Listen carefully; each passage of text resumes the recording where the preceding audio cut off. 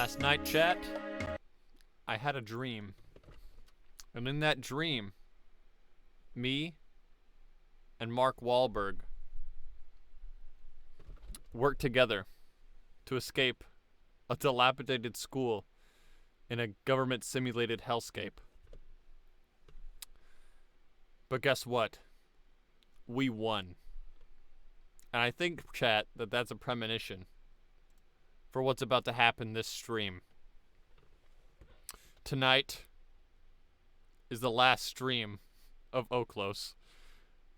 And, it's do or die. Whether we win or lose, this is it. But I think we can win this one.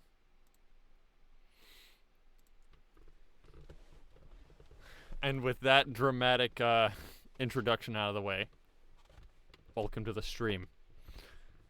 I really don't have anything to fill you guys in with right now, so we'll be moving right on in to the gaming. So tonight is a 3-hour stream. So we should have plenty of time to get the run today.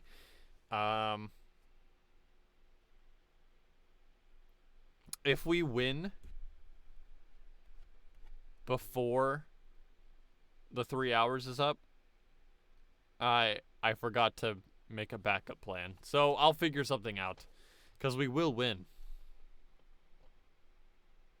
In fact, it's gonna be the very first run, probably. I can feel it in my bones.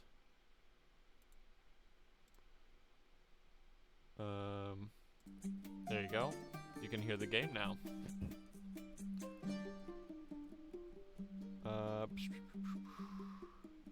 OBS, audio, microphone. Okay. And I can see my chat.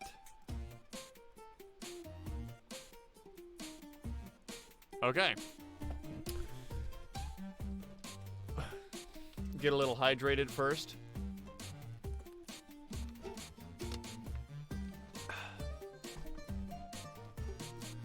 Let's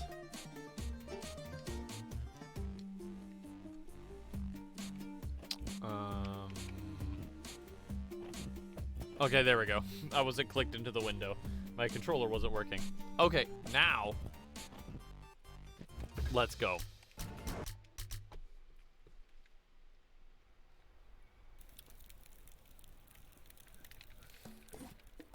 Okay, so where you're gonna want to do first is get 16 bystanders. There's always 16 in this level.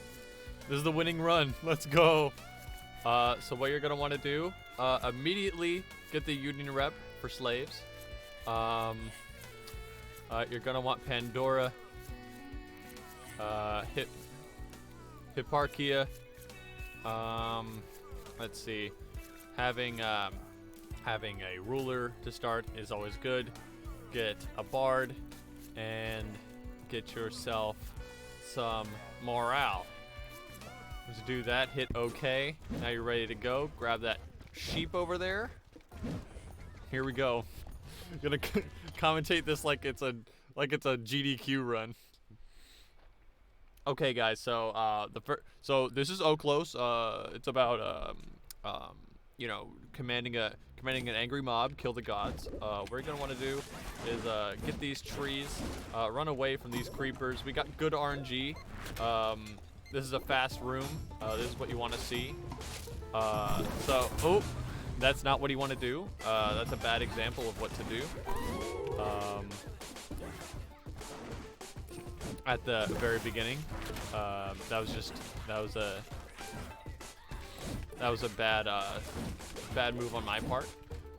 We lost our hero, which is honestly pretty integral to our strategy here. But if I don't have any of those characters, well, if you don't have any of the characters that are in this build, what I recommend you do is just play the game until you get these characters, and then and until you do get these characters, just kind of hope for the best. You know, work with what you got. Any combination of characters is pretty much valid in this game, I've seen. So yeah, just feel free to choose whoever you want. We're gonna grab Oedipus here. Really, the first two worlds are pretty easy. You shouldn't have to worry much about spending your bystanders, especially since every single bystander in your mob is the same unit type. You can just pick up a few more later. It's pretty much guaranteed that each new room is going to have around 10 to 15 bystanders in it. And again, if they're all the same unit type, don't need to worry about spending them really, because you know you can just grab more replacements later. Looking for the boss here. He's regenerating health of the enemies. Not too bad, not too shabby. I guess I can talk about what this build is supposed to do, since we're all slaves here. Slaves' special ability is that they can pick up items and let you use them. You can see the button prompts there in my mob. If I press those buttons, they use the corresponding items. Items are really good. And if you have a lot, if your entire mob is slaves, like we have here, then you can accrue a ridiculous number of items at once. Basically, the strategy is to gather as many items as we can during the first 4 stages, or the first 3 stages of a world, and then use every single one of those items at once on the boss to kill them really fast.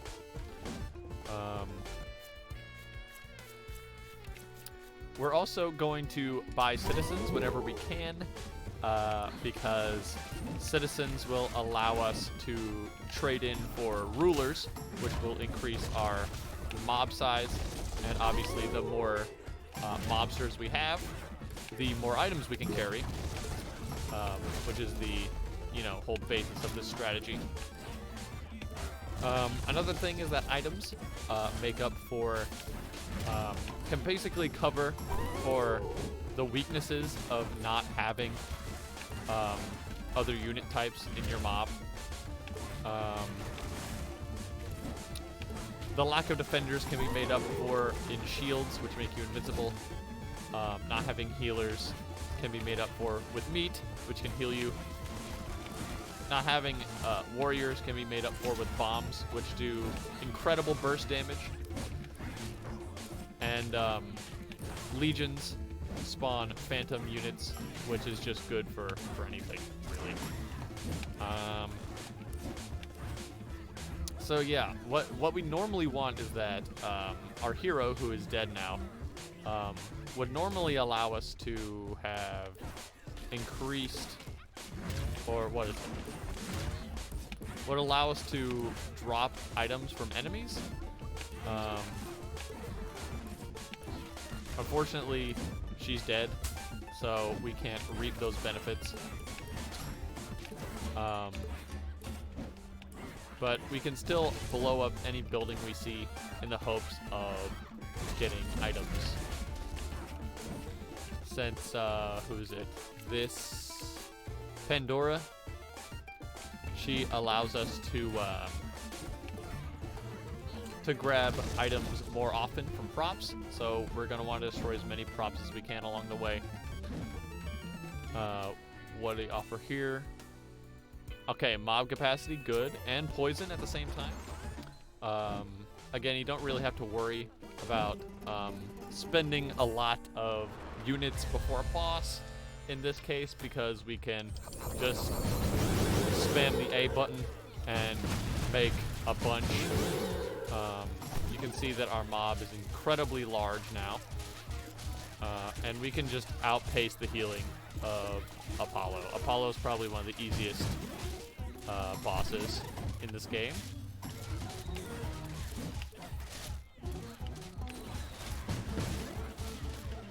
And your items do not carry over, so you might as well just use every single item you have on you at once. And that's the first boss. Pretty fast. I don't know how fast. I think there is actually... I can stop doing this commentary if you want. It's kind of fun, though. There is a speed run achievement in this game. I don't know how fast. I think it's like 18 minutes. Like, kill Hades in under 18 minutes or something like that. I'm not sure if we're going to go that fast, but we'll certainly try. So now we have our hero back, our leader. Heroes come back to life at the start of each world, so losing them isn't too crushing, thankfully.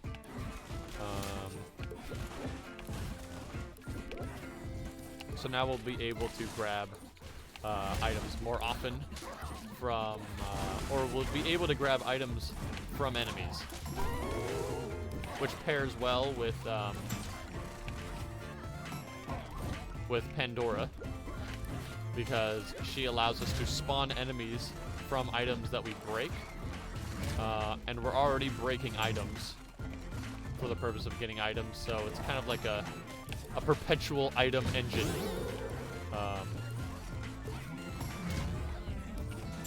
I think I may have accidentally pressed the A button and spawned phantoms. I'm not sure. We got a lot of units at once. These guys are really dangerous, very annoying. If you block them, you can stop them in their tracks. They seem to do damage according to how fast they're going, so make sure they run into something or just block them with your body. Make them go as slow as possible. There we go. Occasionally check on the health of your heroes. Obviously, you're not going to get as many heroes in this run as you normally would, since, as you can see here, you often won't have enough units of any given type to buy a hero in the shop, because you only have slaves. These guys make a direct beeline for the leader, so you can just cheese them out by staying in the shop area, because they can't go in there. Arrows rain down. That's, I mean, it's not good, but it's not really that bad either. In terms of room modifiers, arrows is probably the most tame. What you don't want to see is buildings on fire, because that really screws with this build. Unless you want to destroy buildings, but getting near a burning building obviously tears through your health really fast. Let's see. Just farming for some more items here. There you go. That's the magic sound effect. That's what you want to hear. Our heroes are looking good. Meat is really like one of the top ones that you want to find. Meat, bombs, and legions are the most useful, I've found. What do we got here? We have no philosophers, so probably best to get a philosopher, since there are no other, since citizens are not an option.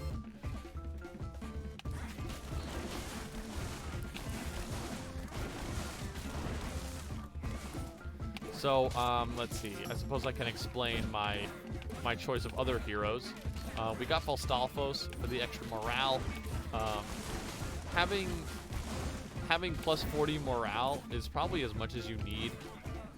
Your morale stat determines how fast your morale builds. And the more morale you have at the top of the screen, the the more effectively you can destroy props and buildings, which again is something we want to do often, so that they can drop more items for us to pick up.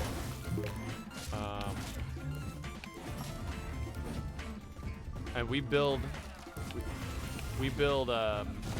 morale very fast. I also believe that having high morale allows you to deal more damage. I'm not sure about that though. This game doesn't have a wiki, which is kind of annoying. Could really use one. I'm thinking, I mean, somebody else is gonna have to do it though. I mean, I don't have the time. Am I right, guys? I mean, who's got the time for that?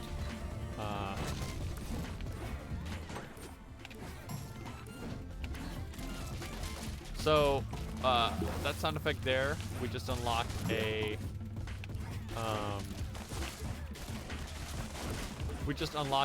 sub-boss. In this case, the Caldonian Boar. Which I think it will be a good idea to take, since beating a sub-boss gives you a hero, and again, heroes are in short supply in this run. So your strategy here, he will, the boar will charge towards your leader and not the mob. So you're gonna want to lure him out with your leader and make him run into walls. Once he loses his swirly eyes, run away, because he can easily mow through your mob.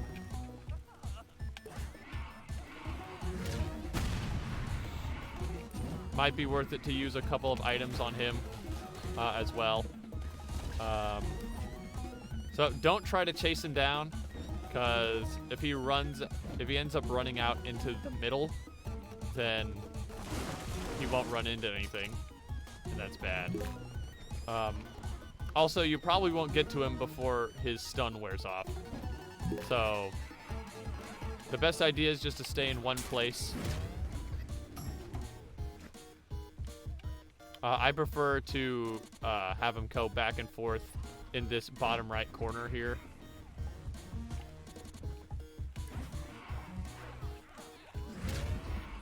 And there we go. We only lost one mobster. Almost called them a crewmate. I'm not sure why. I think I've been poisoned by the internet. But yeah, we lost one mobster, which is pretty good. Oh, who are you? What the heck? Never seen him before. He's just chilling there? Okay. Oh, he's dead. Oops. Not sure what his deal was. It sounded like we unlocked something though. Maybe he unlocked a Cryptos. Maybe that's what that was. Not sure. Anyway. So, farming these props for more items, since items can drop in boss rooms.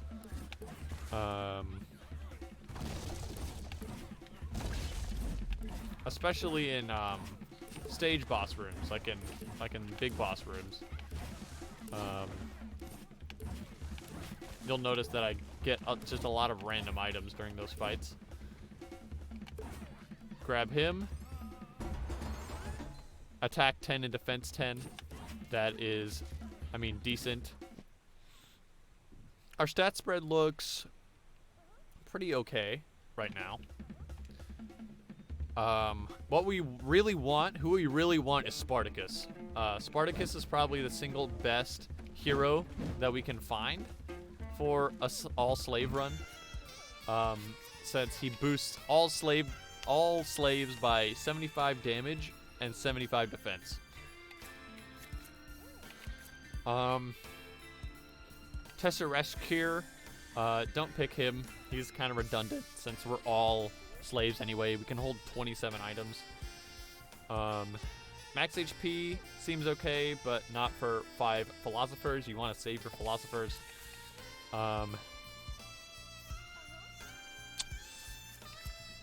This is a pretty risky move, but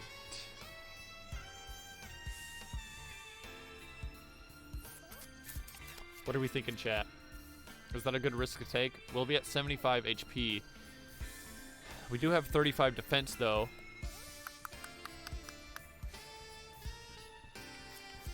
I think that might be worth it.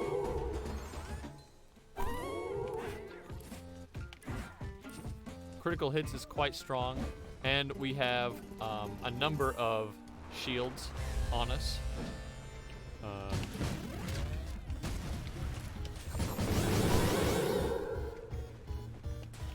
Run away from the purple.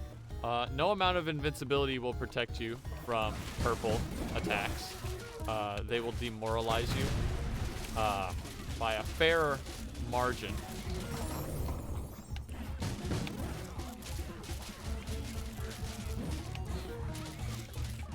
I think invincibility protects from everything except for demoralization, actually. Chicken is good move always, yes. Jackatos.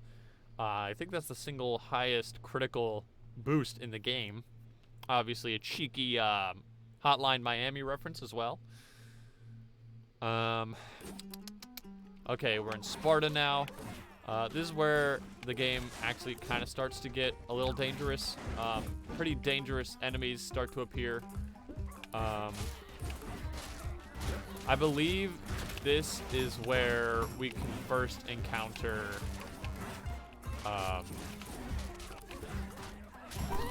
fire giants, if I am remembering right.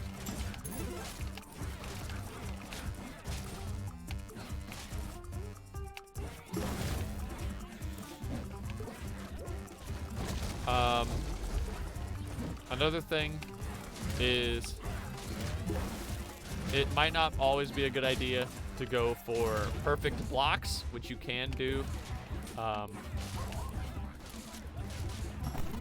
Sometimes it's better to just hold the regular old block because it does block a lot of damage. Don't underestimate its power. And a lot of enemies can be beaten in this game just by being patient. Like, wait for him to stop attacking. Learn their moves, you know.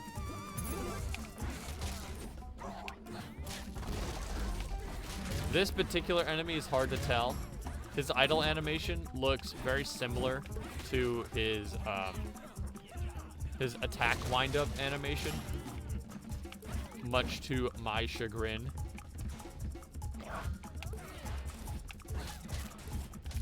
Like, I can't tell if, like, I can't quite tell if he's attacking or not, if he's about to attack. Sometimes you just gotta play it by ear. Okay, that was being pretty stubborn for some reason. You'll also notice that we have a lot of animals in the mob. Animals don't do any damage, but they like body block essentially. But they can also prevent you from prevent your mobsters who actually can do damage from reaching the enemies, which of course is a bad thing. Oh, there's the fire giants, as I alluded to before. They're the single most threatening enemy in the game, if you ask me. Because of course they spawn fire in all directions around them. And as mentioned before, fire is one of the most dangerous types of damage in this game. As you can see, it killed one of my heroes from full health just almost instantly. Again, it was the most important hero I have on my roster, of course. You love to see it.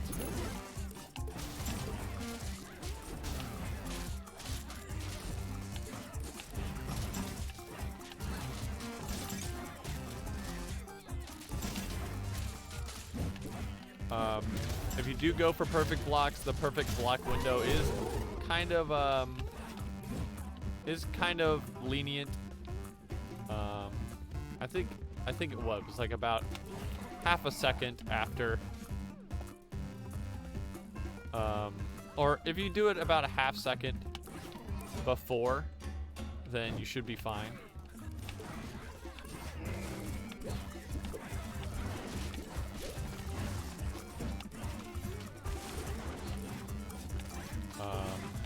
Right now we scrounging.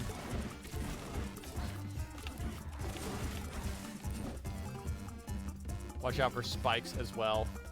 I think spikes and fire are tied. They're probably like the same thing internally, like coding wise, if I had to guess, because they behave identically.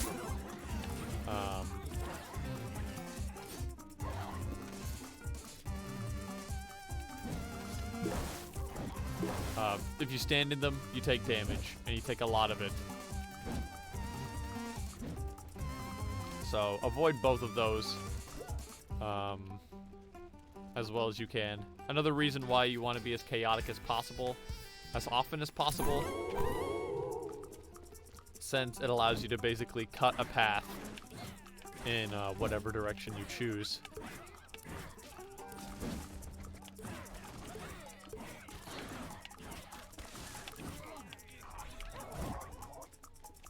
Sometimes those guys aren't fire giants. Sometimes they're just like regular cyclops. You won't be able to tell until you hit them, as far as I know. Which is quite unfortunate. As you can see there's about a half a second before they actually expand and spawn their fire. So, like, tap the attack button and then leave, basically. You want to get your mob out of there as quickly as possible. If I had a hero that launches projectiles, then I would recommend, or if you have a mobster that launches projectiles, then I would highly recommend that you just cheese them out with projectiles. They won't mind. And you can save a lot of mobsters that way. Especially heroes. Heroes seem to die most often to them. Oh, we have a griffin. Let them descend and then attack. They won't come down until you stop.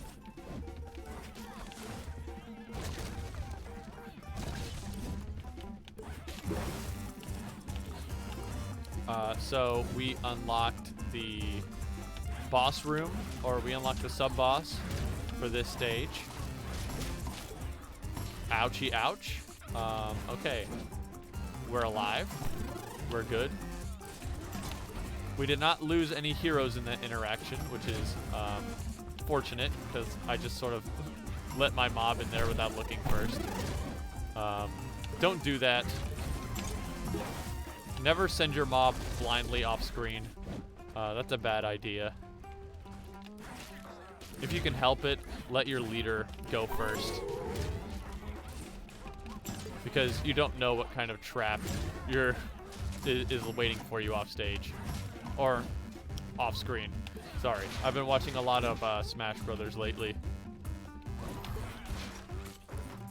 These guys also deal a lot of damage, so make sure you defend against them.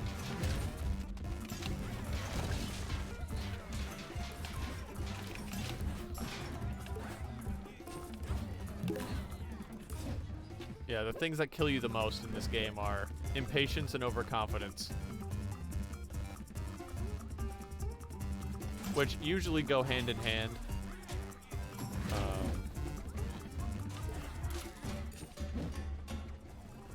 But yeah, if you have either one of those, you can easily just get wiped. We lost Ptolemy, unfortunately. So we went down to 30, but we are at the end of the stage. Gonna heal up with the meat. we have another ruler here. They worked as bombs. Well, yeah, we already have plenty of bombs. So let's take Orestes. He's 5 for 3, which is a pretty good deal, especially since these gates don't close until you go into the next room. So we can just grab more bystanders. Well, I say that, but we should be able to grab more.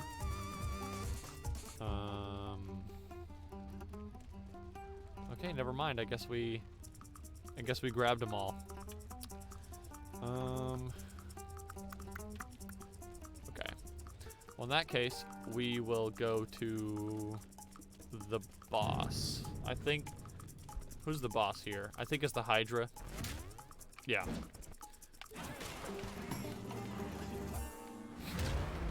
I didn't know you could attack the boss in the cutscene. That's really funny.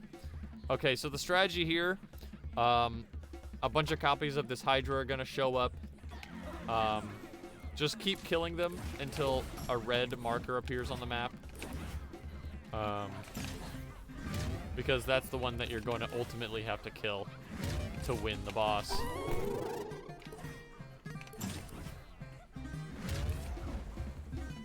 If you can help it, stay on the outside of the arena, because less Hydra heads will be able to attack you that way.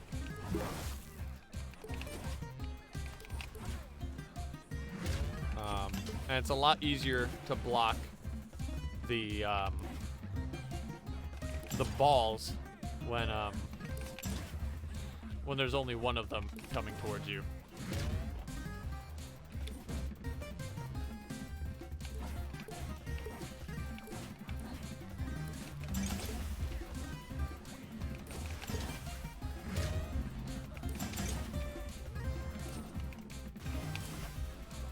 Make sure your mob is centered as well on the thing you're trying to kill. I'm going to pop an invincibility here just because we're losing some units.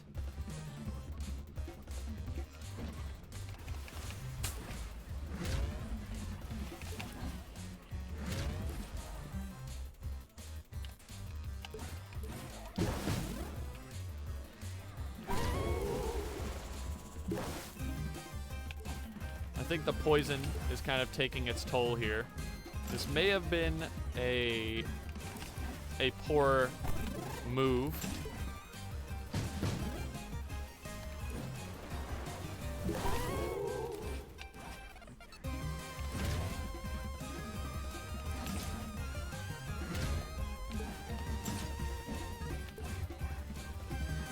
Because we want to save some of these items for Ares, who's coming up next. I do have a lot of phantoms I can work with. So I can more or less make up for the lost units with the phantoms. But obviously, you know, you want to have as many as you can get.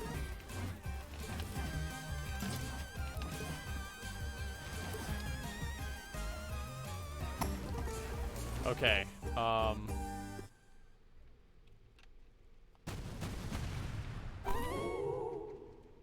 Yeah, I'm gonna use all my bombs so I can pick up those healed nearby units. Okay, good. Kind of need that. So that went a lot worse than I anticipated it would.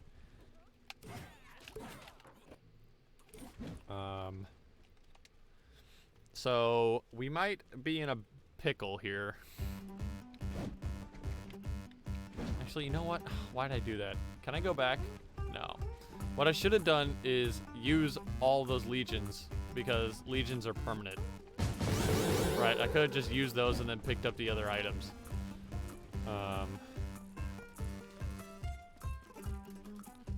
Okay, well, this is the bed we made. Now we have to lie in it, I suppose. I wonder if all these phantoms count as slaves as well.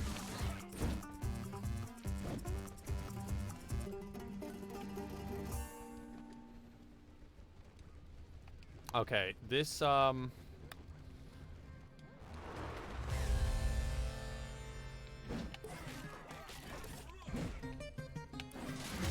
this guy, all he does is demoralize you. Just block every now and then. You can let go of block as soon as the circle comes out as well.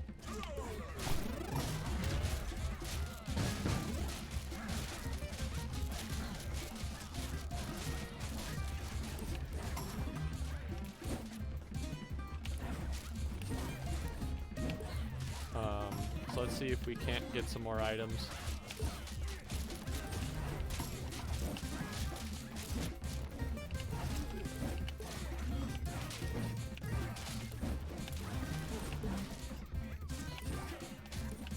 Hope to get lucky here.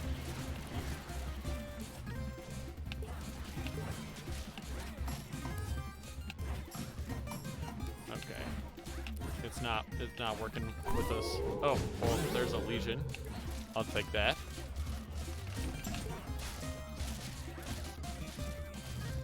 This is not lost by any means.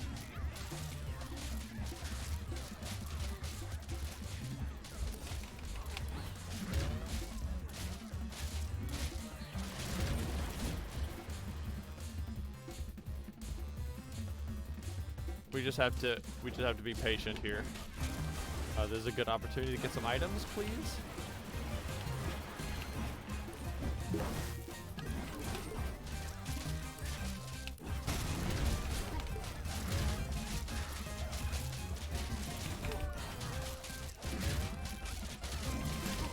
Okay, just get these perfect blocks.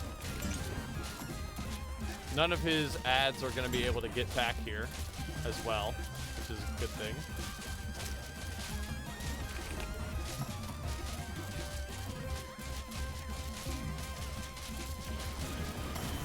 Okay, there we go.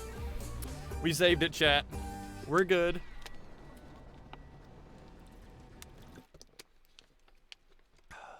That's a good backup strategy. We'll file that for later. Okay, so Atlantis. Atlantis is also quite scary because this is where we meet the Harpies, and this is where we can meet Medusa. And we hate both of those things. We do not want to bird up, is the rule of thumb. We hate birds in this game.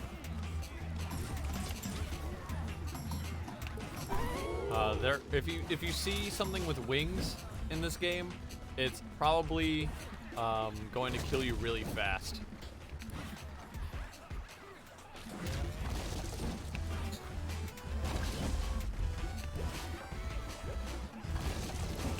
So we have our full team of heroes back, which means our mob capacity is now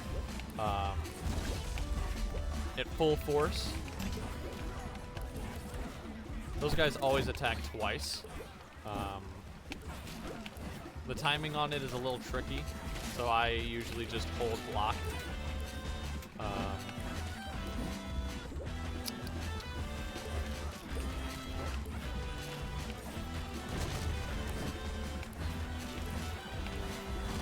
Of course, more farming for items.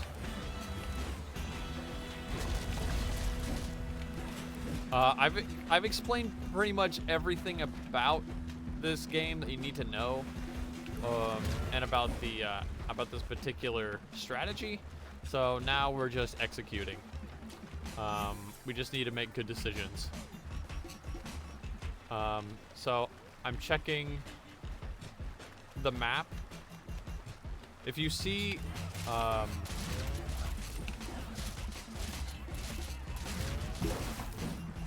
if you see two red skulls next to each other, then that means the boss is 2 Medusas. And that means you need to be prepared to block really fast, or else you're going to have your entire mob petrified at once, which is quite bad. I'm not sure why I'm attacking these guys. I know that the mini boss here is the healer. Go for the healer first, immediately. It's gonna make killing everybody else really hard.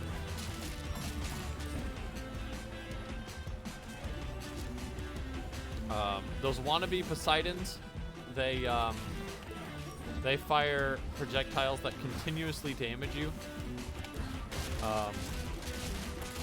which are, yeah, those, which are really strong. Even if you block them, it'll hit you multiple times, and the chip damage will add up.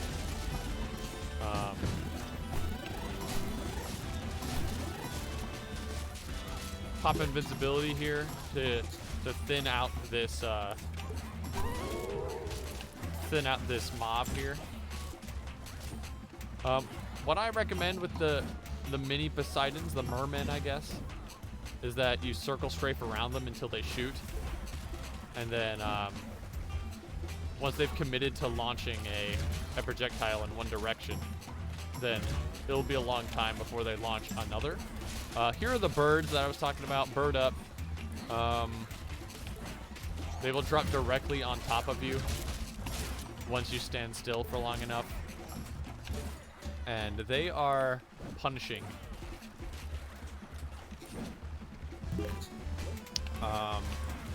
One of the worst rooms you can get in this game is a room just full of harpies. You gotta hope that you have a lot of invincibility stockpiled for rooms like that.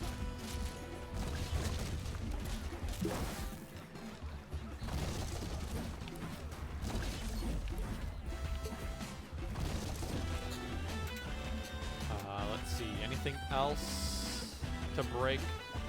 I think I've broken everything that I can.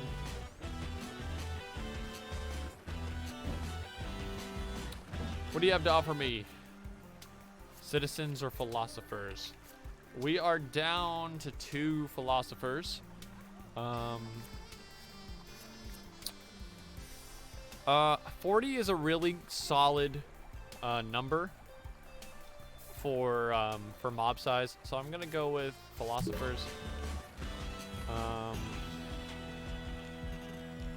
If the opportunity presents itself, if there's no other option and it won't hurt us to get more citizens, then I'll grab some more citizens next time. But right now, I'm pretty happy with 40.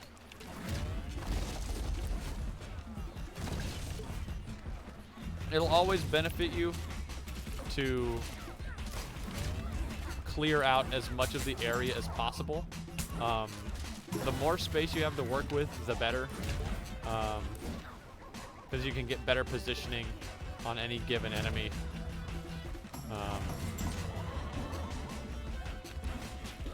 The optimal way to approach an enemy is, of course, completely surrounding them, so that you can attack with as many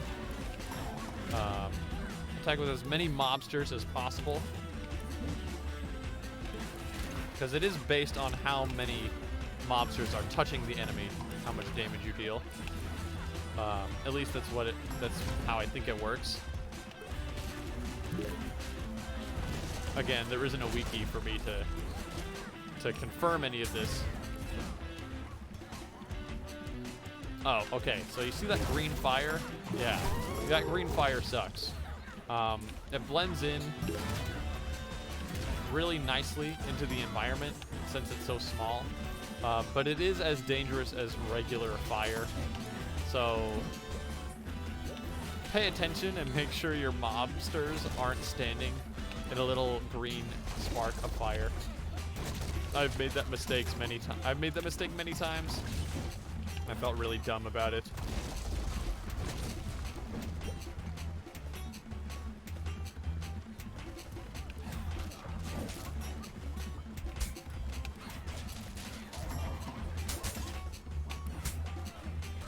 Oh, there's 2 of them. There's 3 of them. How are we on health? We're actually pretty healthy. I think this healer that we have on the team is putting in a lot of work, which is good because that means we can save our meat for boss encounters. And speak of the devil, we are already at the boss of this stage. Okhlos has a special ranged attack. Ranged attacks have good utility, as I have stated before, and we haven't gotten Okhlos yet, so we'll grab Okhlos. Nothing better to throw at your enemies. Nothing better to throw at your enemy's child's tears. What? Nothing better to throw at your enemies than your child's tears. I think that's probably what it was supposed to say. Obviously, a cheeky reference to The Binding of Isaac. Dang it. A roguelike that I actually haven't played, although I'm pretty sure I would enjoy it quite a bit.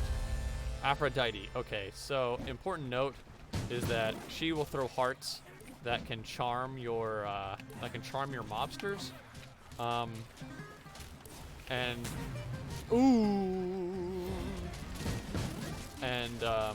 invincibility does not protect from charm.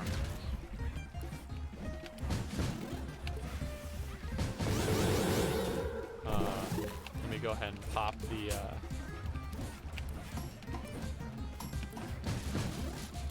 the Legion right there. Use some meat because no reason not to. Blow her up a couple times.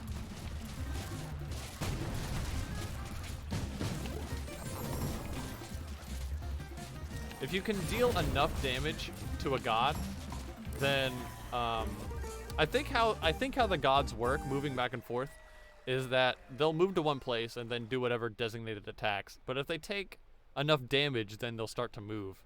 So if you can just deal like enough damage at once, they won't be able to get anything out. And you can essentially just stun lock them,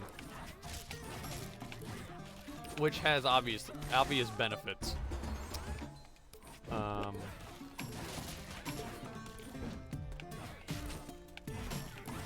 So it looks like we don't have a mini boss this time around.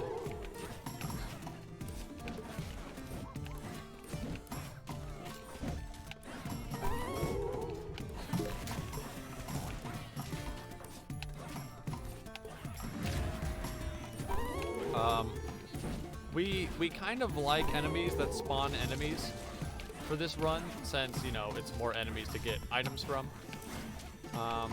But it is important to not get overwhelmed.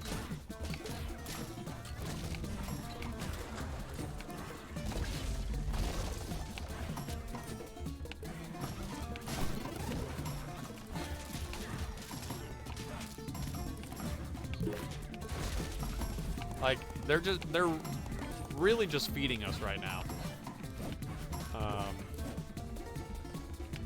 Because we kill the ads so fast that they don't really pose any danger to us, but they give us nothing but benefits.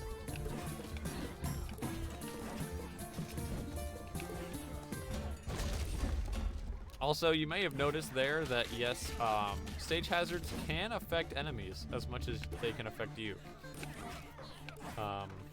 Which is not only really funny, but has good utility.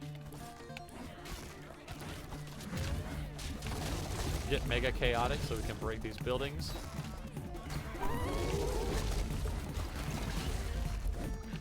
That sound effect, by the way, is what alerts me to if I grabbed an item or not. You probably figured that out already, though. But that's how I know when I get an item.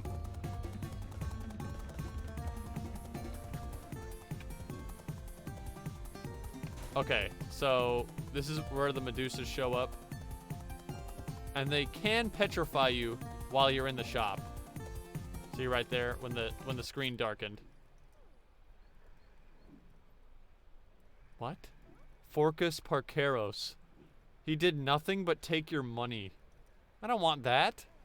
That sucks. For 5 philosophers, that mega sucks. So what I'm gonna do Because having your entire mob petrified at the same time is very dangerous. It decreases your morale by a ton.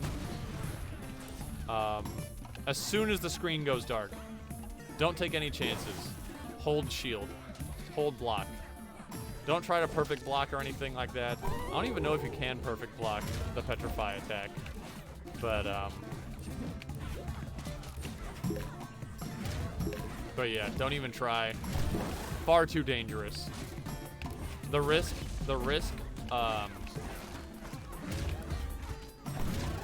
is far greater than the reward. Actually, there is no reward for perfect blocking. Even if you did. Even if you were able to, because it doesn't deal any damage.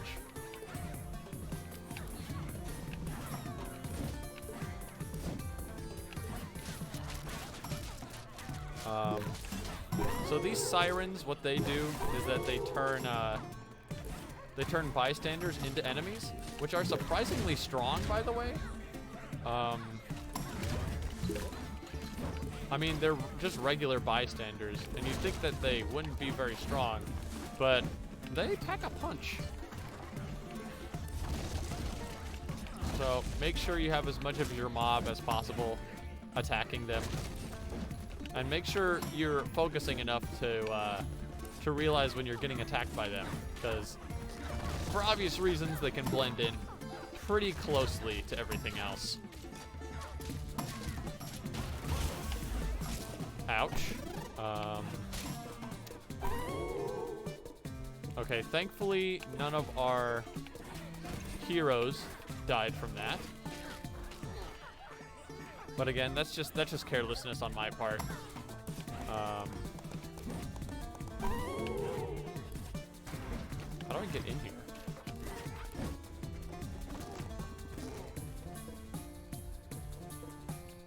What?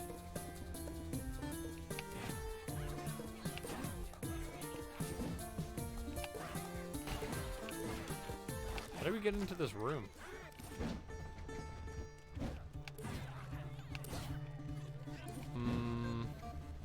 Let's see. If we could get mega chaotic, then we'd be able to break through.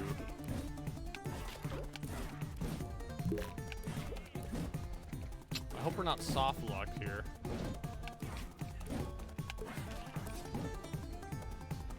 Maybe we can blow them up. We get a bomb next to them.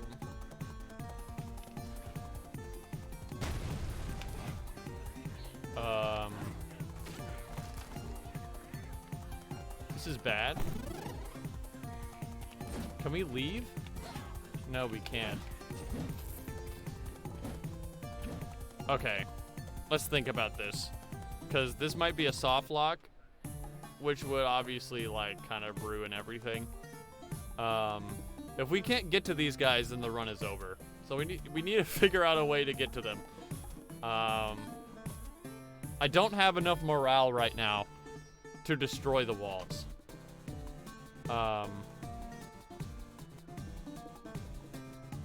And it doesn't look like there's any way for me to get in there. And I don't think those are like special enemies that spawn from my boxes, because the music is still playing, right? Or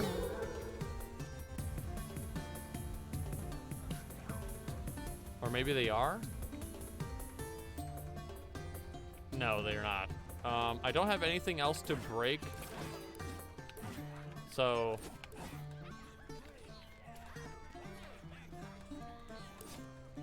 I don't know what to do here. Oh, okay, there we go. There we go. Okay. Run saved.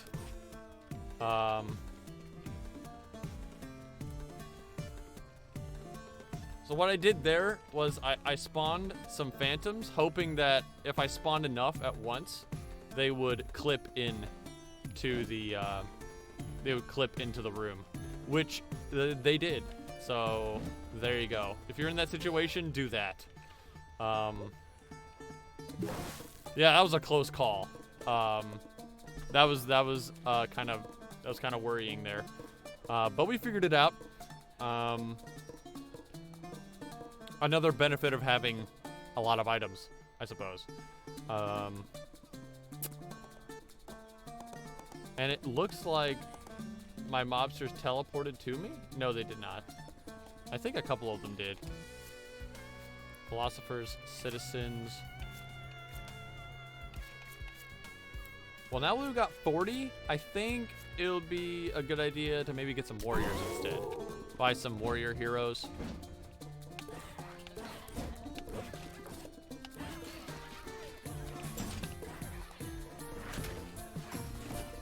Okay.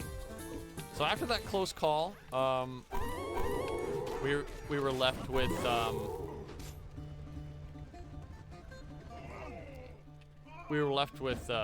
not very much morale. Also, we just lost a ton from these Medusas. Thankfully, petrification is not permanent. If you kill the Medusa, or I should say Gorgon, if you kill the Gorgon that petrified them, then the petrified units will come back.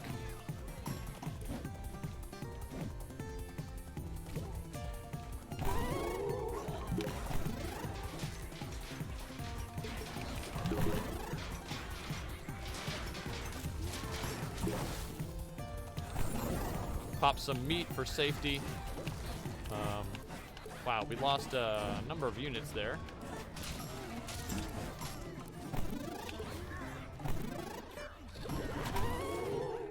Okay. It was mostly from the Gorgon. I was worried that they died. There is a boss there, but that is the Minotaur, and the Minotaur's kind of dangerous. I kind of don't want to deal with it right now because I feel like we're on a really good run and don't feel like throwing it at the current moment.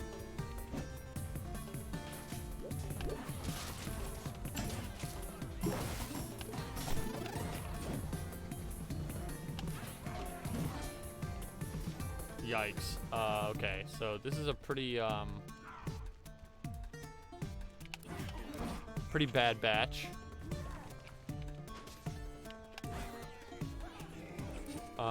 Thankfully, I almost forgot that I have a projectile on the team.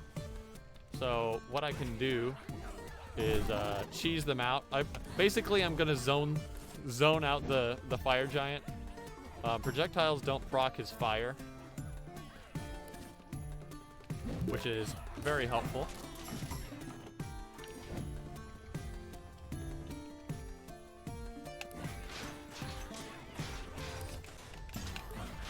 There we go. That's what we want to see.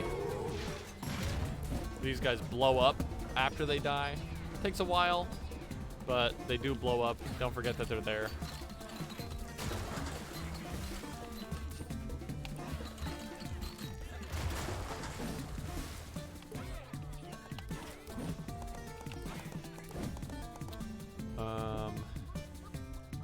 Let's hope to find some more units. We want to be full up at all times. I suppose that's not like a hot tip, that's just obvious.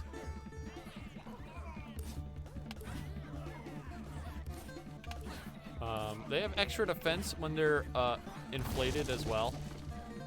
So not much point in trying to attack them once they've gotten angry.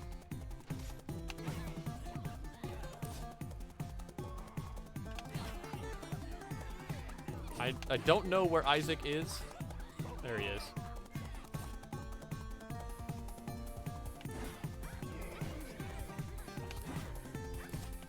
Okay, he's one tap anyway. So there we go. When they're that low, you can just tap them and they'll die. They won't live long enough to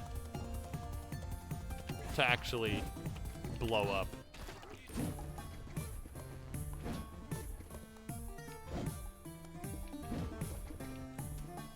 Okay, here's the boss. Boosted attack. We'll take those. And, let's see. Get those guys up. And we got shields, we got a few bombs, we got a few meats. Okay, so what you're gonna wanna do, wait for her, for the screen to go black, shield charge in a direction. And then, actually, can I stand in here for safety? I guess you could, but why would you? Spam your bombs. Get invincible. Okay, so she can't take damage right now. Chase her down.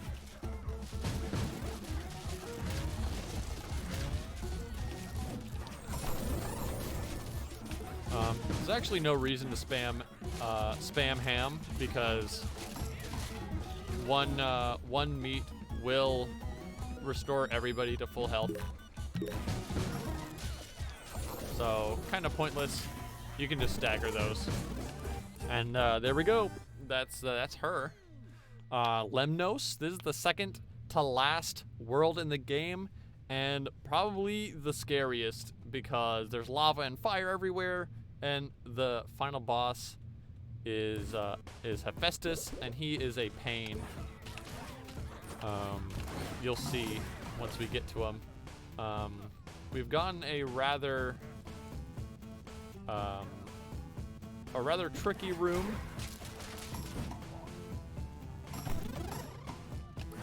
We've gotten a creeper room, as I like to call them. So the strategy here is to clear out as much as you can, so that when you have to run away, you have the space to do it. Bait them out into running towards you, and then run away.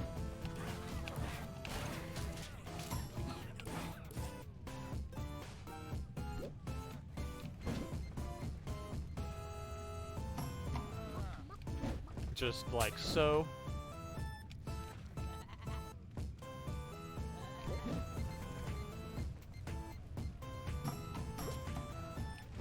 The tricky thing about them in this particular stage is that you have to be careful not to run into lava or into fire, which is easy to do. So you gotta be really cognizant of the positioning of your mob here. Bad thing about it is when you have to do a lot of waiting around for those enemies, you lose morale when you're just standing around and doing nothing. So I'm gonna try to build up some morale here. We can make up most of that in the next room. Boosted speed. Speed's a weird one, because like speed lets you get into position faster, which is good, but like most of the time you don't really need to go faster than you already are going. However, we are only in the second stage, so I feel pretty confident that we can pick up 10 units in the upcoming room, so no loss there. Actually, we can pick up units right here, because we did not close this door yet. If there are any units still here, that is.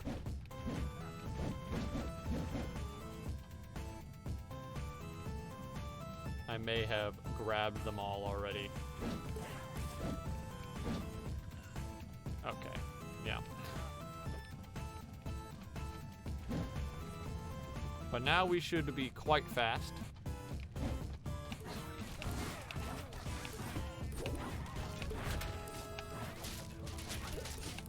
We got a white mage, which is pretty nice for this late in the game.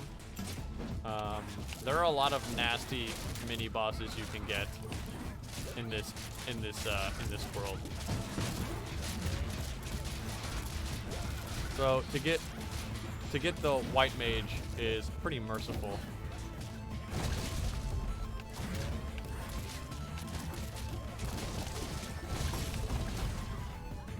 We're mega chaotic now, so I'm going to take as much advantage of that as possible to get rid of these buildings.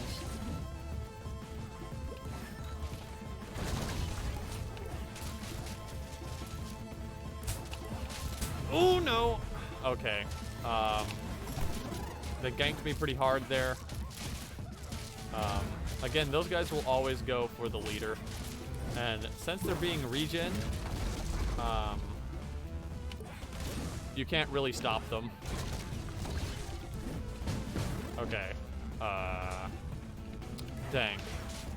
That was a bad time to do that.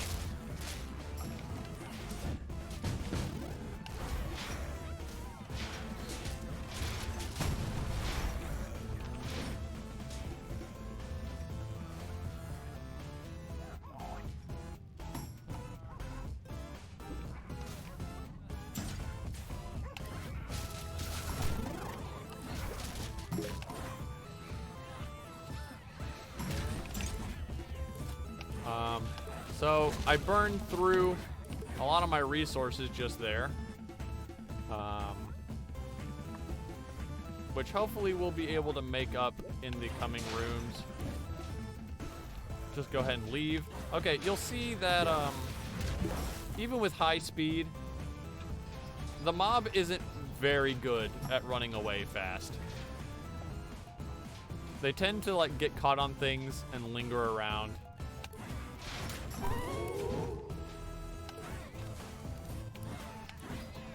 Which is another reason why I wanted to be safe there.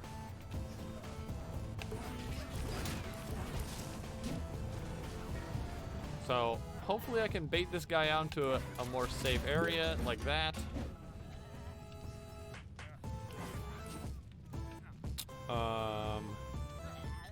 Our mob's looking thin, so I'm scouting around for some units. We lost our leader.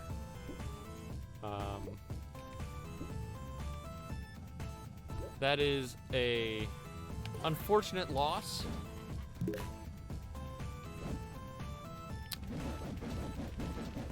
But I think we will be okay.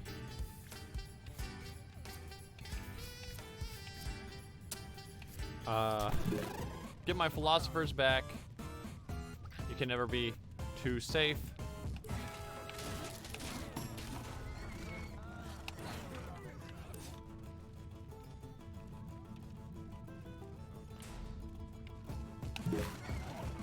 Or for that guy to slow down.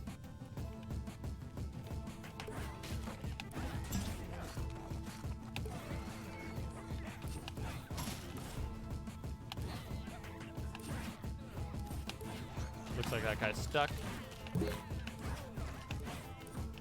Make him pay for that.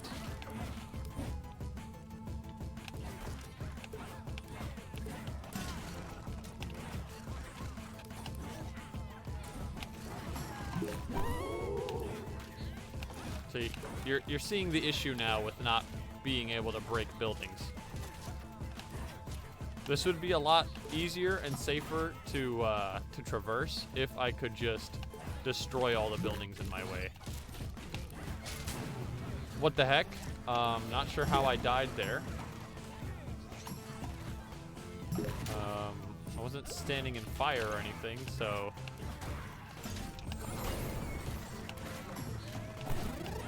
have a surplus of meat here. Oh my gosh. Yeah, look at how fast these guys tear through you.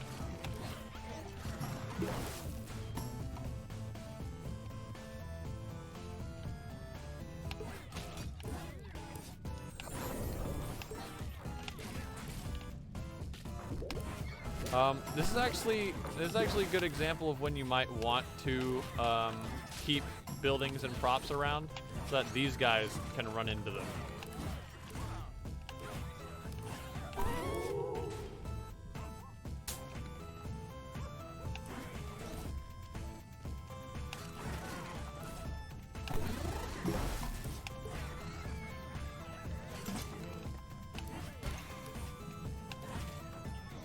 You can see how annoying they are to deal with. They just won't stop moving. And obviously, you can't attack while moving very well.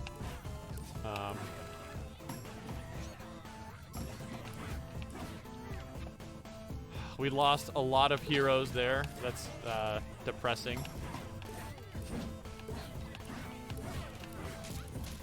This room has not been kind to us.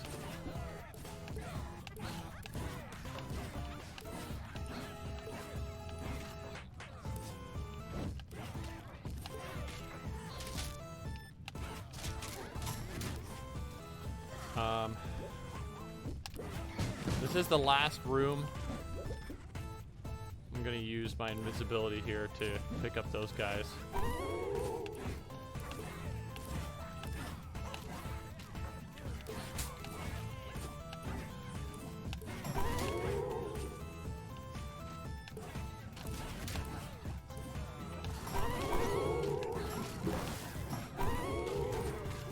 There's fire there.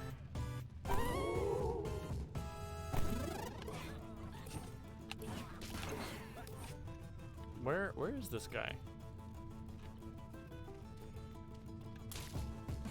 Come over here.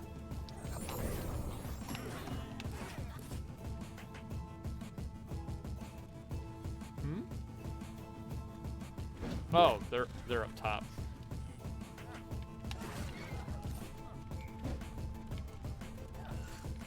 Maybe we can trick him into running through the fire.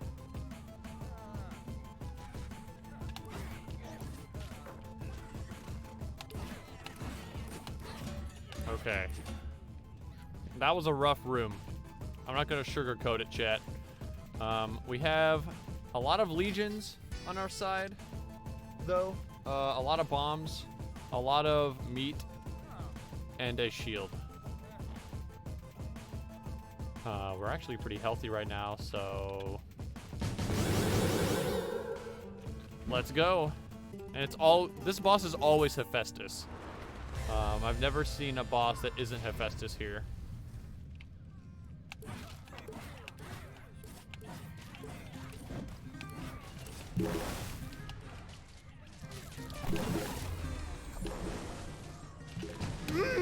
No, use the shield!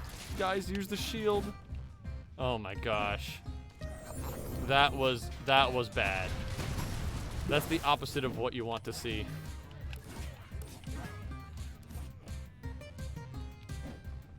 I don't know what happened there. I wasn't able to use the shield fast enough.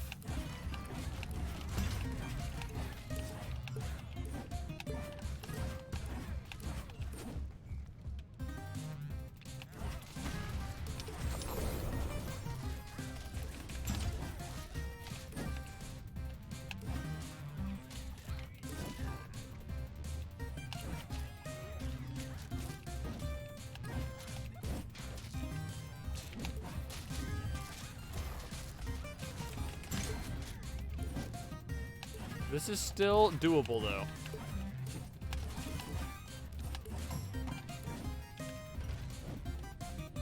As long as we don't take any more major losses, this is still doable.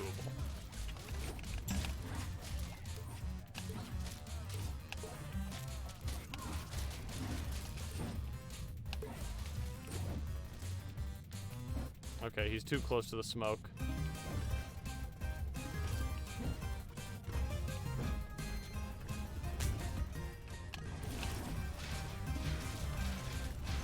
Maybe? We need to run.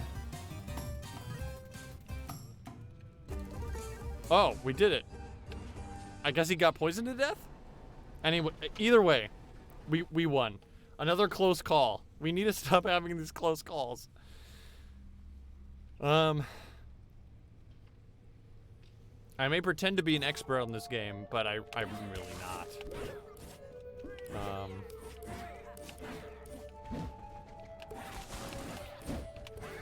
So this is the final area of the game, and as you would expect, this is a very scary place. I mean, look at this. We got birds. We got sadness ice.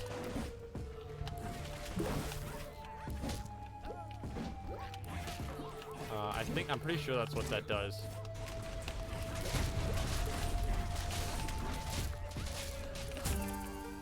And we're dead. Very cool. Yeah, so sometimes your mob can just die. Especially if you only have, especially if your leader is your only philosopher. So, first run of the day, at least we got to Hades. But yeah, it's always the same few things that get me. You know, it's the birds that get me. It's the Medusas that get me. I've formulated the counterplay for the Medusas, but the birds, like if you could just get all those birds at once and you have no items, I'm not sure what you're supposed to do. You're kind of screwed, if to be honest. So, let's see. It's only 7. Yeah, I wasn't going in strong at all. I was really low. So what do you think, chat? We got 2 hours to spare. We can try a different strategy this time around. A non-union strategy. Cause that's worked out really good for us in the past. I mean, the one time I did get to the boss, Hades, I wasn't using a union. So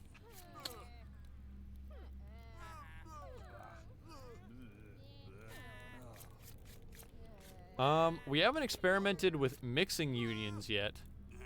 I'm pretty sure that's a thing you can do.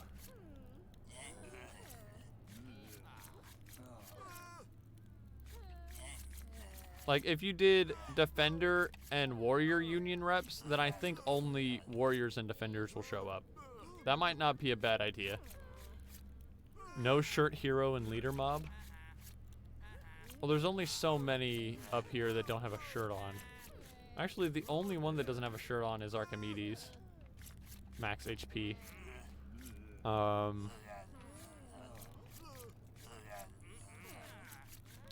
Most of these guys have shirts on.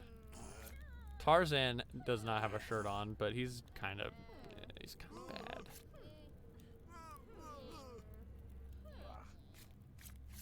I don't think it's very viable unless we just did all. Well, that's no shirt. That is a shirt. Shirt. No shirt. No shirt.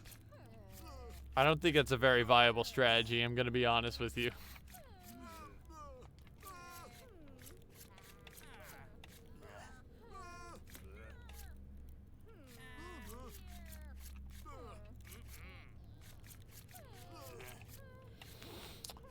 What if we did sort of a hybrid?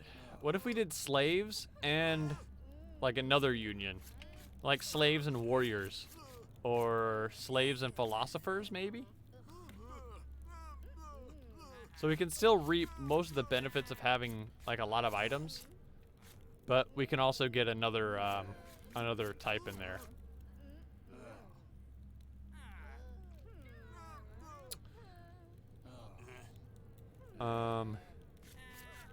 I just don't know which one would be a good idea, because if you get 3 of them, then it kind of dilutes the effect to where it's kind of not worth it anymore.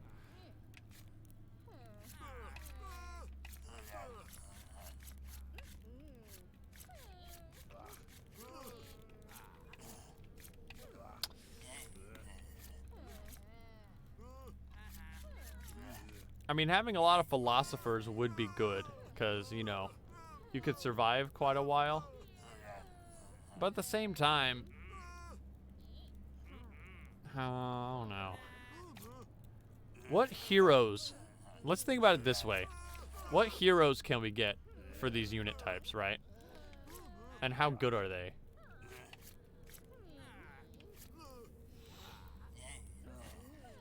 Pick all the reps? That's just pointless. There's no reason to do that.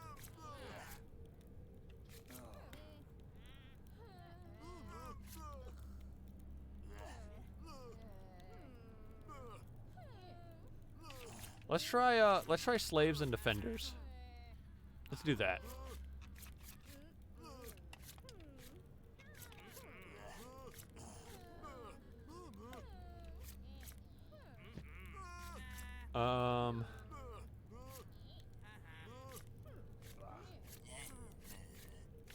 We could just spec into defense. This is defense.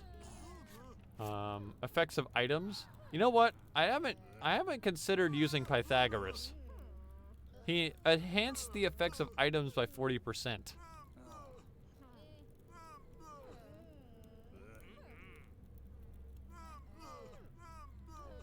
Maybe we pick Pythagoras, right? To make up for the fewer slaves we have. So that our items are worth more, the few that we get. Or we could just do another slave run again.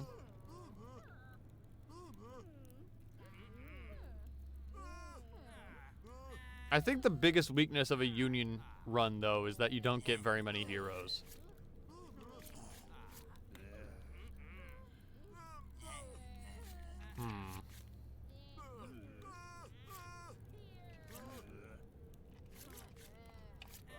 You know what, let's go for an all-rounder this time around.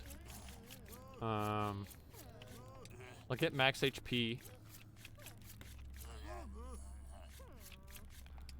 Get mob capacity. Peleus, Gordanos.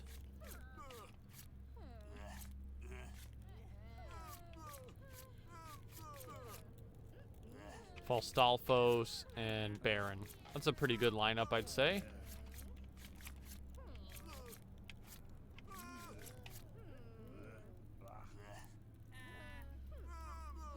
Actually, I mean, it's probably not a solid strategy to pick one hero just for one unit type or just for one enemy type.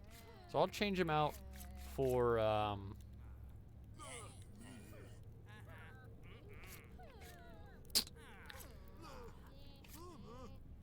mob capacity and defense by 40. Or killed one unit each level.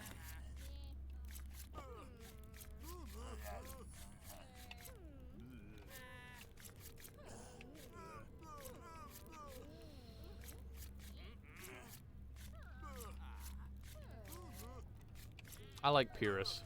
I'll go with Pyrrhus. Alright, that's a pretty solid stat spread. The only thing we're lacking right now is attack.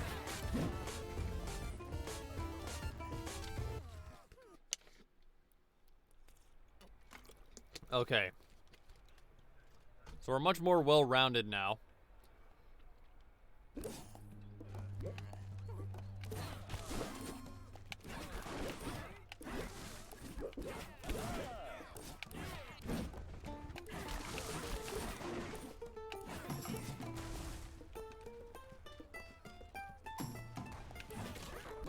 I swear those things are going slower than they usually do.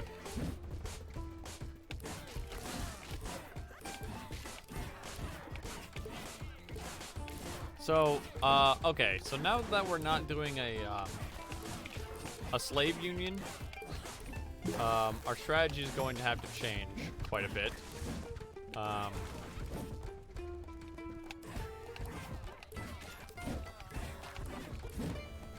Although having a, we'll try to pick up slaves whenever convenient, since, of course, having items is quite nice.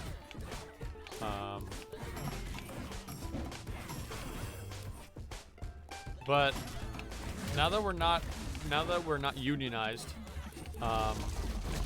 A lot of the strategy comes from managing how many of each unit you have and making sure that you're spending your units on heroes that will actually benefit you and benefit your build.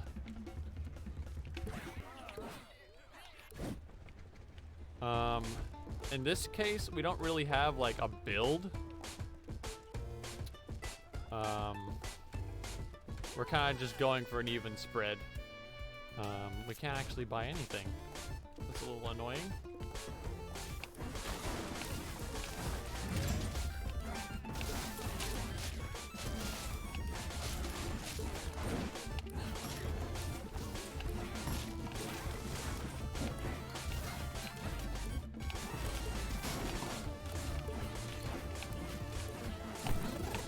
How many slaves do we have? 4. Okay, so we have all the items we can hold now.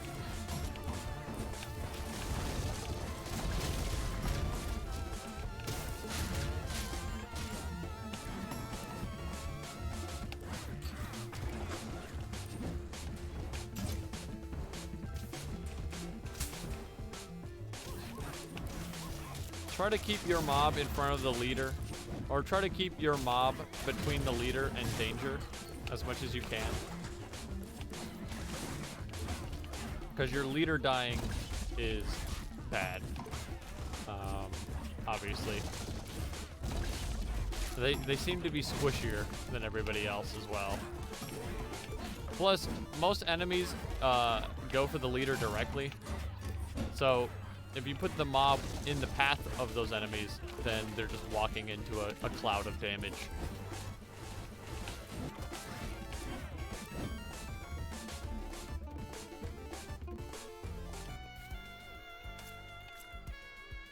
Sacrifice slaves.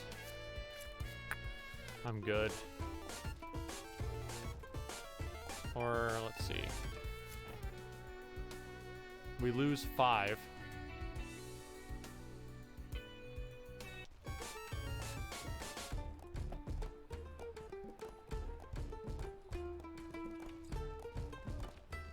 Heal up. Use a legion.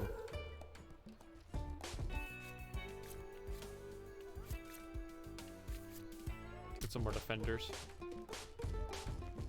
And, oh. Wait, what? How do we still have 2 slaves? How does that work? Didn't I just trade away all of them? No!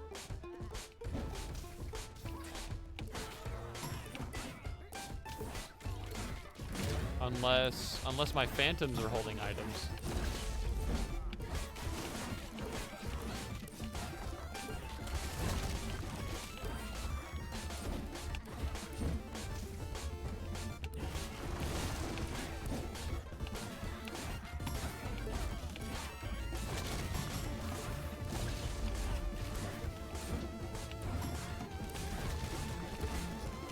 No? That's very odd. I only had 5. I traded 5 away, but it left me with 2. Maybe the game's just being nice. That doesn't sound right, though.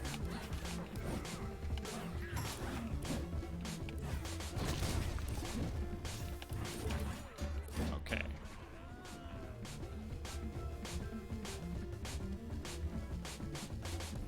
Boss time. Dealt damage over time, max HP. I like that. Big boost. So what we got? 1 bomb, 1 invincibility. So we actually need to use some strategy for these bosses now, since we can't just rely on spamming items.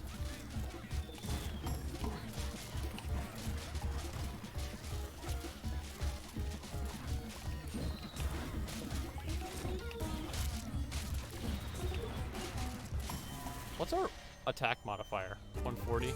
I think that's the Baron bonus.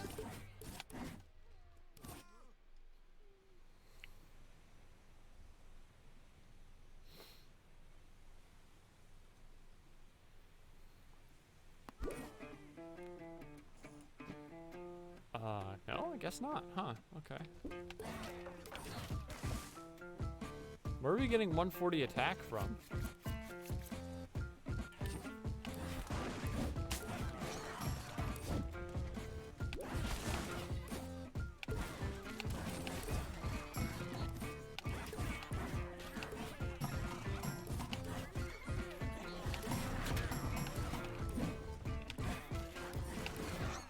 Die, please. Thank you.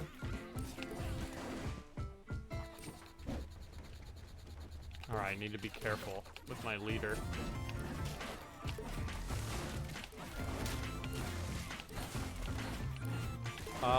Speaking of which, okay, so we just got a hero that boosts our max HP by 40, right? Which is what our leader does as well.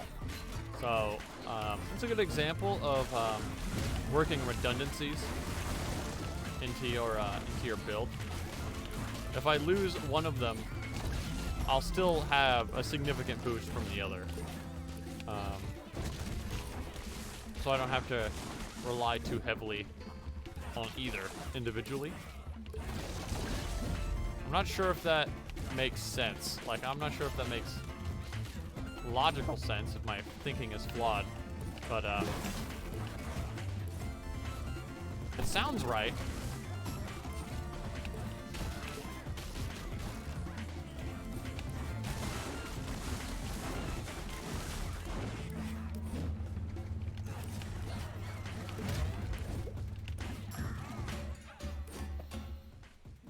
Dong, bong, bong.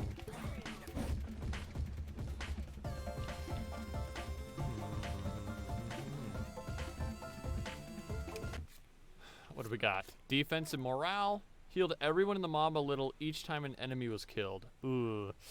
Tough choice here. What do we got? We got 8 defenders and 5 slaves.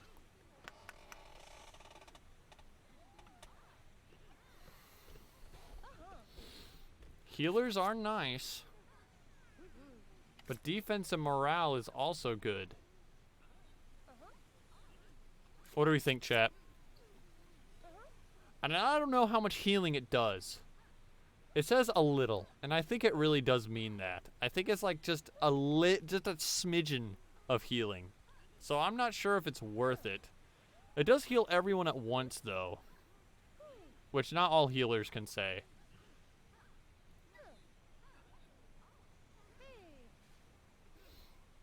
Farmer hat guy. Okay, it's probably a good call. It didn't leave us with any extra slaves this time. Wait, did it? What the heck? It gave me 1 slave back. Maybe I just like picked up a bystander. Maybe that's what it was.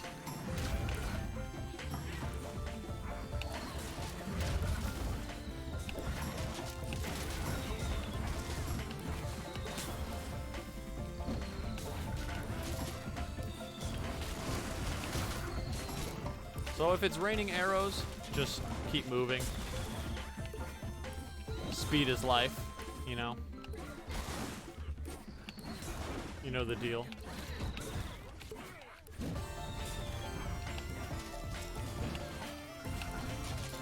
I don't think the speed at which you move really matters, as long as you're just moving a little bit. Because they'll always fall in your general vicinity, no matter where you are.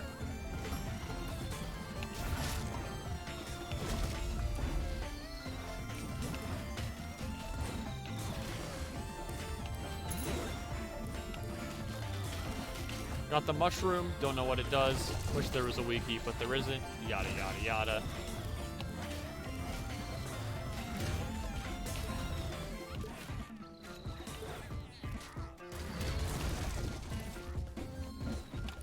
Ooh, protect me.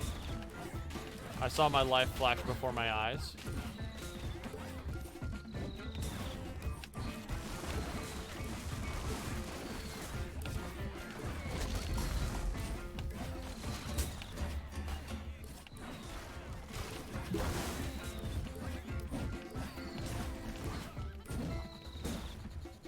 Okay, we're safe from the arrows now. Sacrifice philosophers? No, thank you.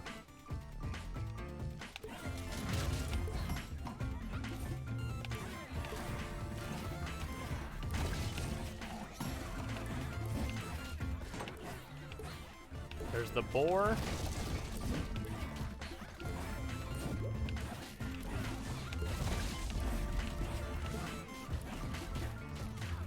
I'm not sure if I want to go for the bosses, honestly. I don't think we've ever... Well, it's very rare that you get a hero that's, like, really good from the sub-bosses.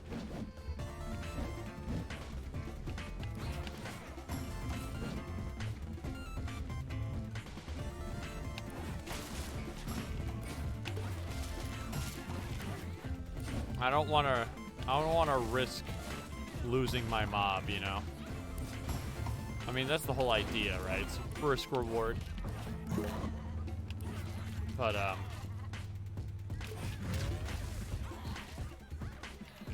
yeah, I think I'm not willing to take the risk. Also, it allows us to get just a little bit more runs in. I'm not sure how many more, but, you know, it saves time.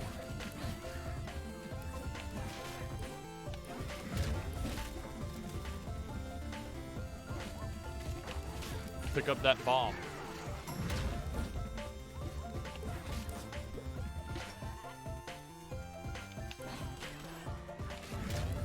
Who's left? Is that a blue shell?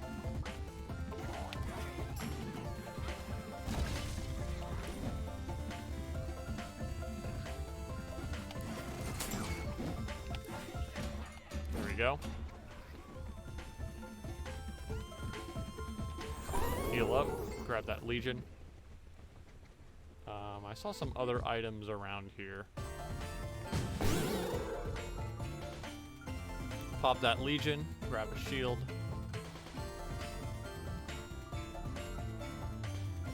Okay. So we have 2 shields and a bomb, it seems. He did nothing. Reflected. I don't know what Narcissus does, and I don't know why you'd ever choose Forcus Parkeros.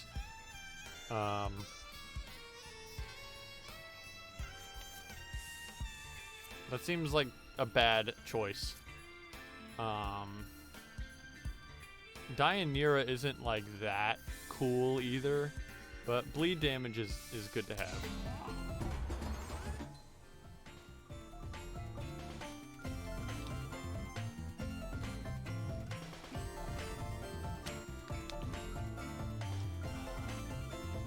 Okay, let's go.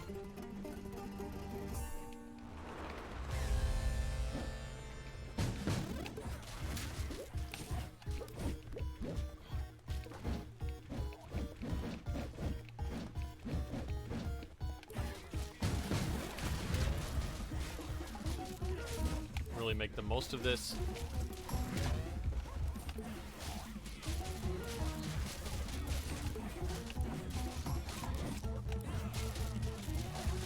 See, he was going to do his special attack, but we damaged him too much.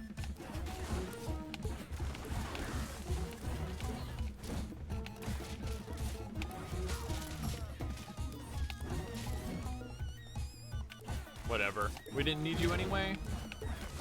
We're gonna lose a mobster there, but we can live without him. If we just unga bunga this, I think we can win. There we go.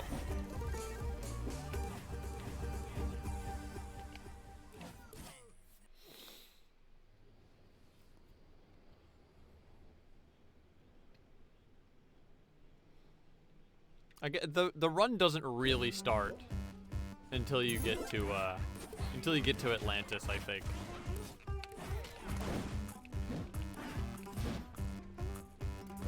If you ask me, anyway.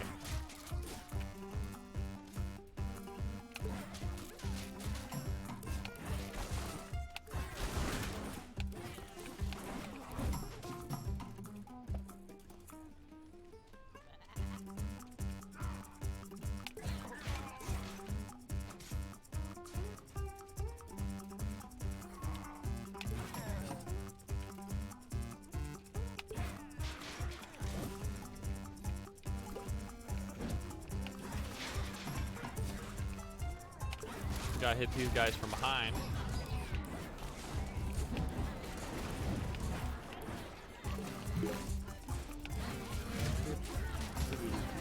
Try to avoid picking up keys because they take up item space.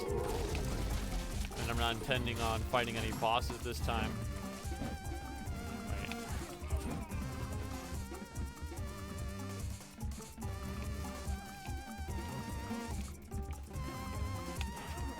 Using group up might be more efficient, actually. I keep using the spread out command to make them run away from things, but I think the group up command is probably more efficient.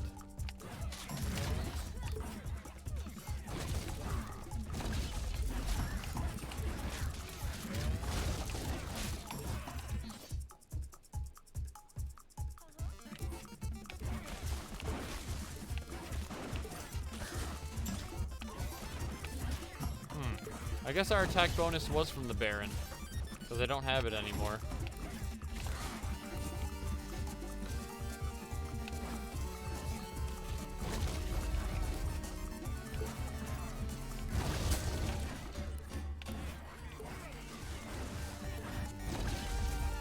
Very unfortunate, as they say.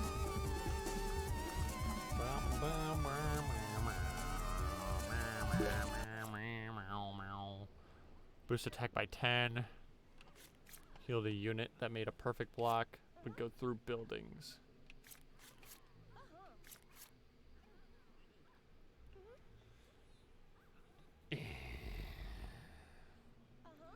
Perfect blocks are kind of not reliable, though.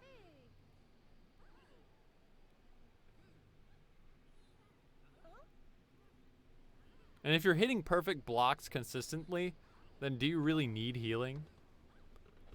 We also have a lot of HP, so...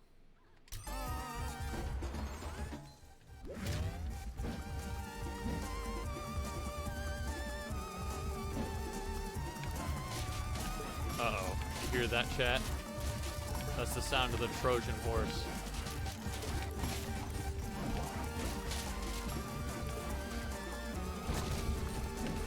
You hate to see it.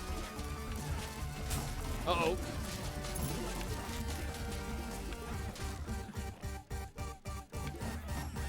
My leader ain't looking too hot. I'm gonna get rid of everything else before we fight the horse.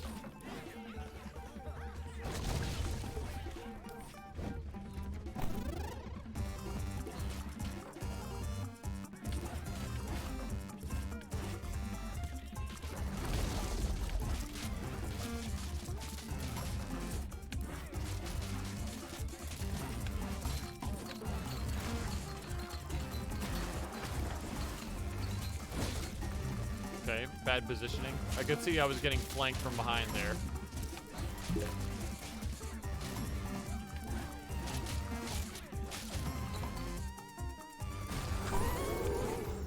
Heal up so I can grab that that Legion.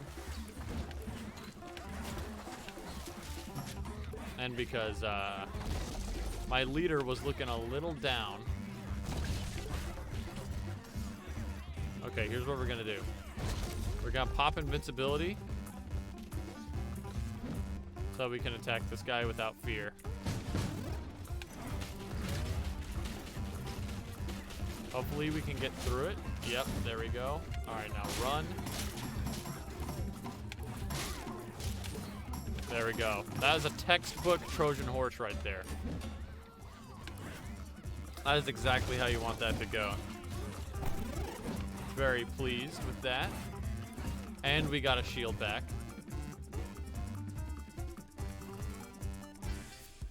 And this is not the boss.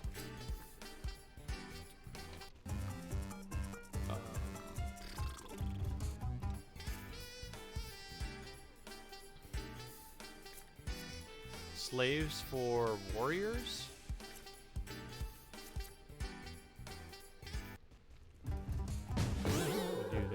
Quick.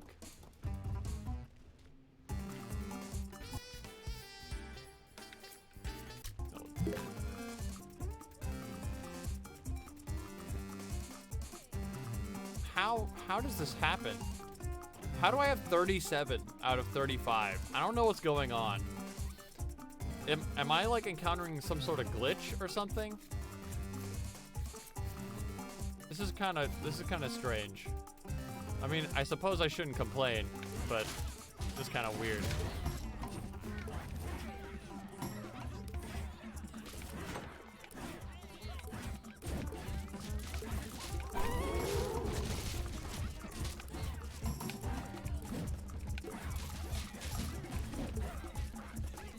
Is this also a bug that they supposedly patched out of the game? Yeah, I'm still a little salty about that.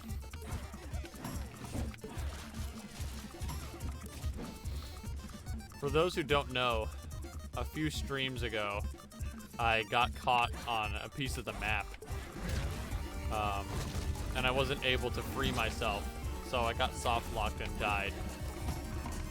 Which is apparently a bug that they supposedly fixed a while ago.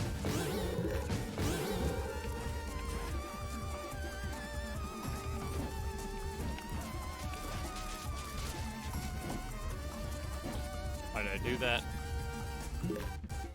It's all for the meat.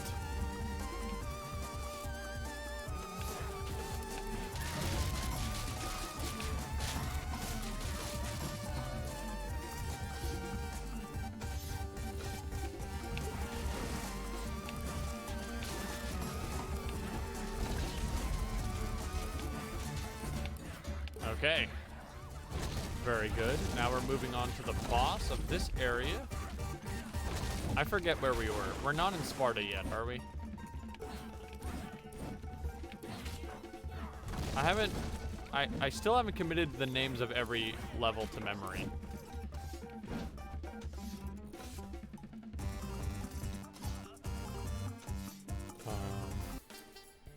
She turned enemies into pigs. Circe. Dracularos. He healed everyone. Turn enemies into pigs?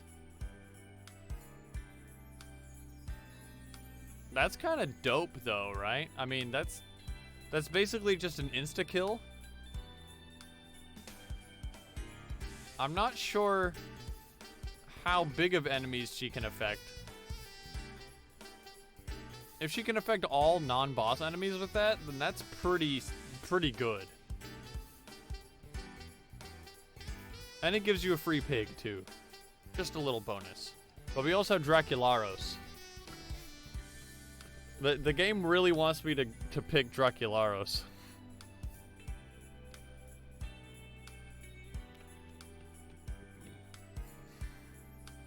We also have to consider that she costs 10.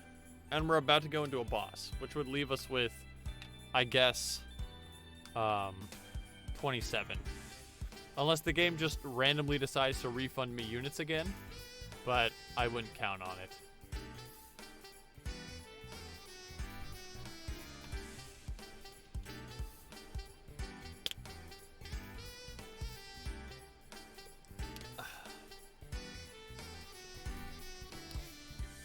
I'm not sure.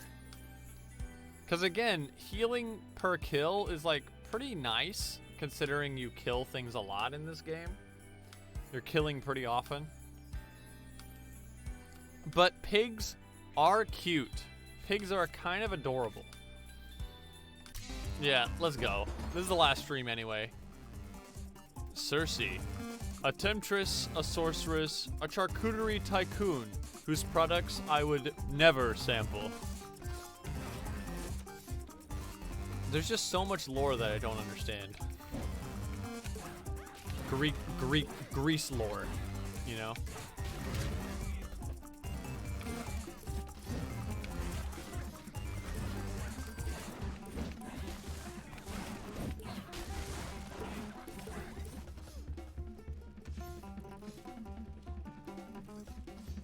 Stay down here so I don't proc the boss. Or, what was the term? Pull? So I don't pull the boss?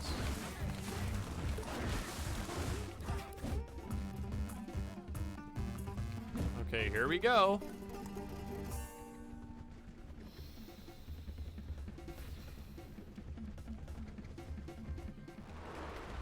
tried and true.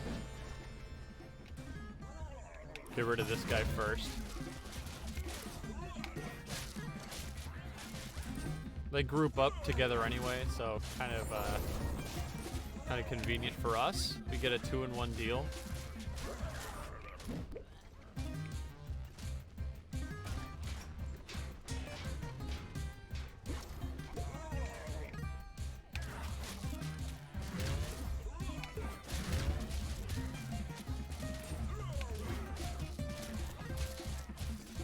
Don't get too greedy with the attack period.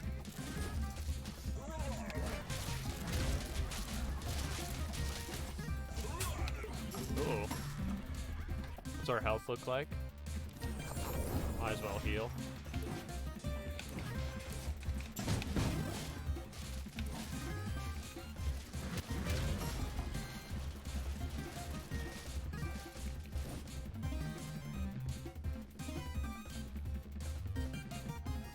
Get in our little fortress.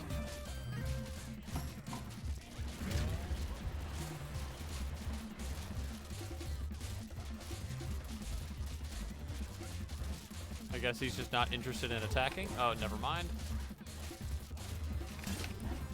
This extra health is coming in clutch.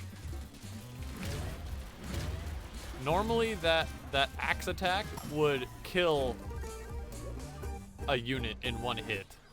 But they actually survived with half health from that, unblocked. Which is pretty wild. I'm gonna be real. I think I've been sleeping on max HP.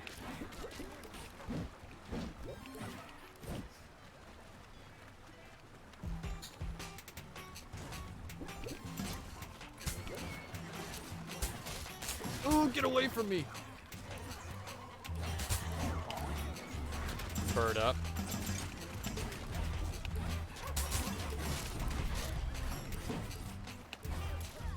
We're getting kind of ganked here. We can't let them pin us down. We need to move.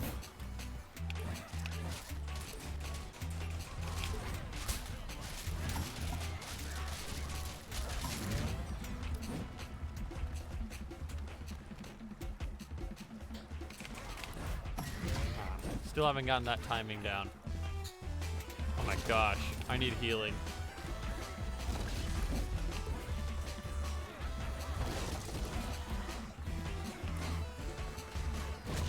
Hoping for a ham shank here. My leader is looking worse for wear.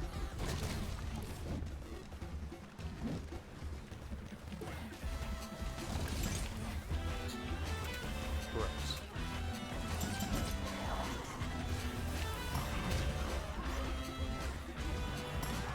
Try not to get lost in the sauce. Easy to lose where your leader is, which is bad. There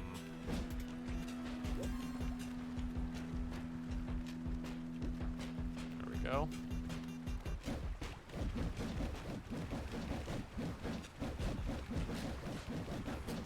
Is it just me, or does this guy look like Luke Skywalker? Is that just me?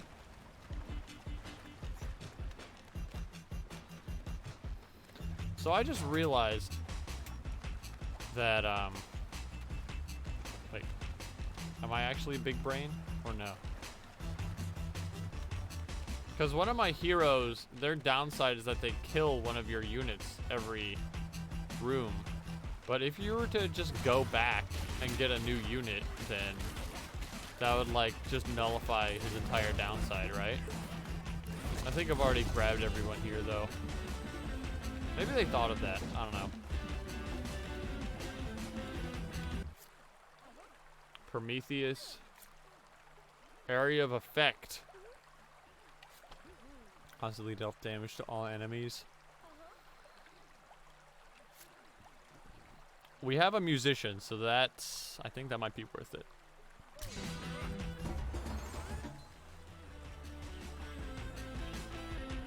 Thucydides. We don't really know much about him, but his Wikipedia page is quite long. So, he must have been a big shot. Uh-oh. We got a white mage.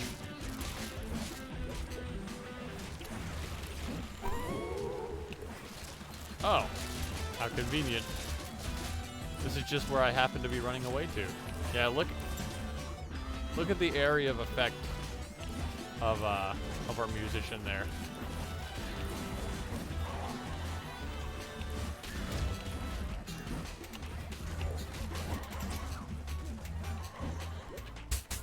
Oy.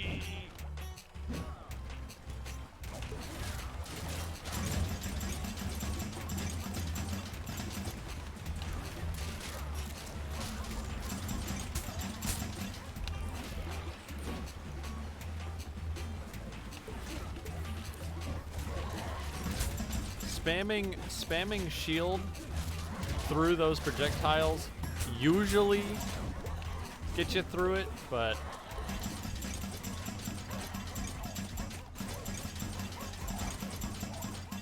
with so many of these at once, like, you don't get a chance to act.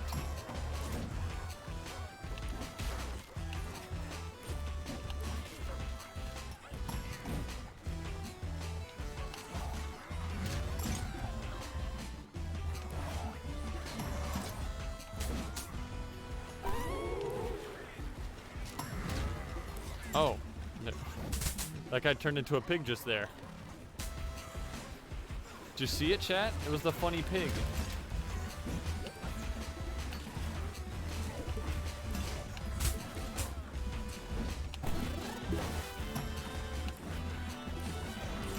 Wasn't it cute? I am on the brink of death.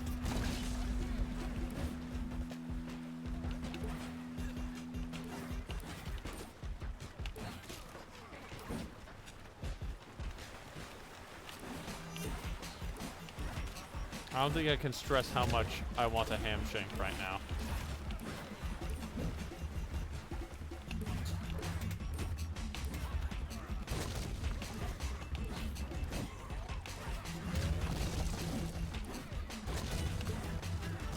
Come on. Work with me here. Cut me a break.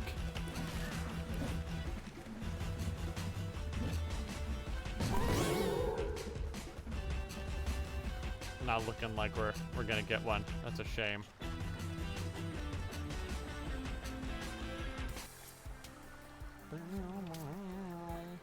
I'll take more philosophers, thank you.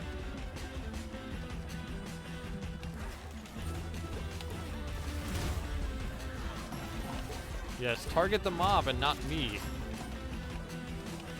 Pig moment.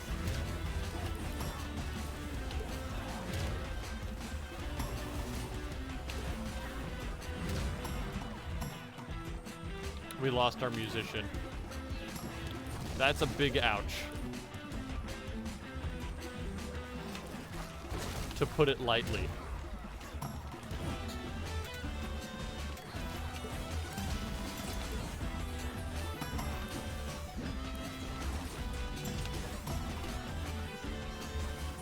Save me. Thank you.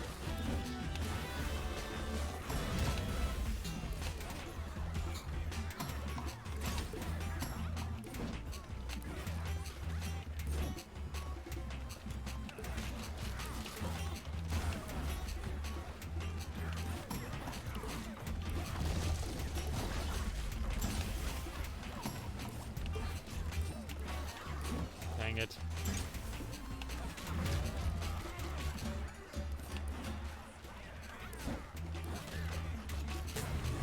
What did I do? Did I walk into fire again? Dang it! You see that? You see that stupid little flame right there? That's what killed him. That's what killed him. Gosh dang it. And now it gives me meat. Gee, thanks, game. You're very cool.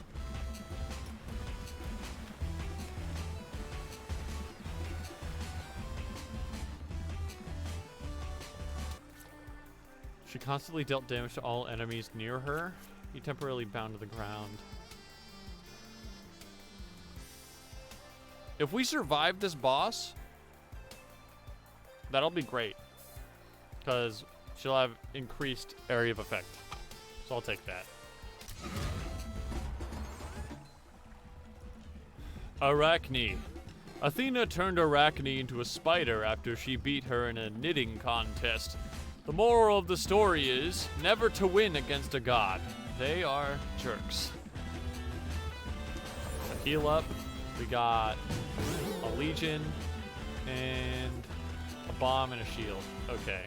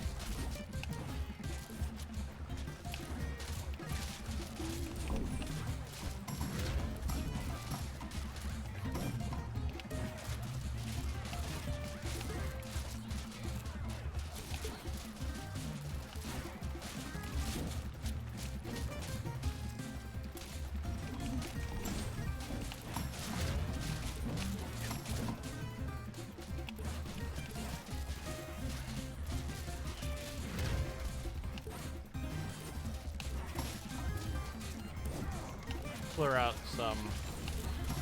some of these ads along the way. These ads can really like build up if you're not careful. You gotta be kind of gotta be kind of speedy with these boss kills. You can't linger around.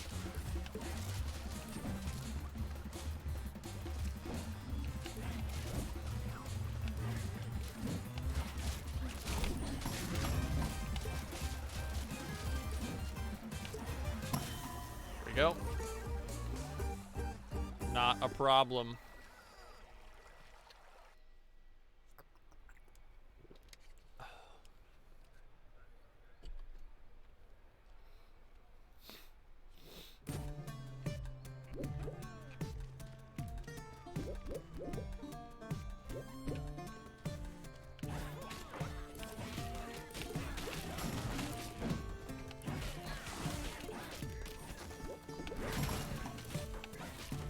What's our roster? A lot of citizens, a lot of slaves. Oh, funny pig.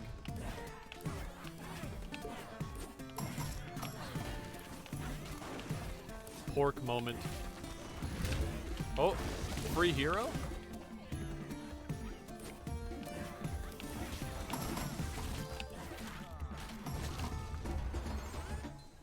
Malayager. He increased attack by 10 and speed by 10. Malayager was a tough guy, but despite his bravado, he also knew how to treat a lady. With Malayager, you get the full hero package. I get it. I think that's a Willy joke, mate, because he's not wearing any pants, mate.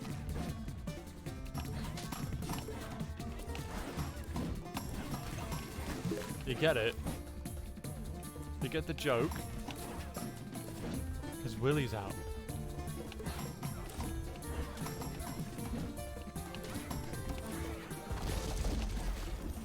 Alright, so they went ahead and gave us a gimme. A very easy room. I am not complaining.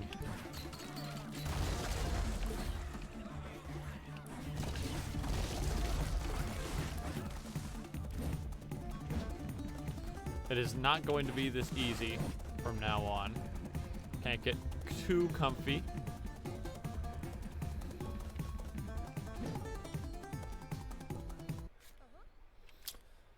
Philip, Tesseresh, Care, Ajax. I have slaves to spare. I have citizens to spare for sure. What's my attack at right now? 120? I can't tell which stat is being boosted by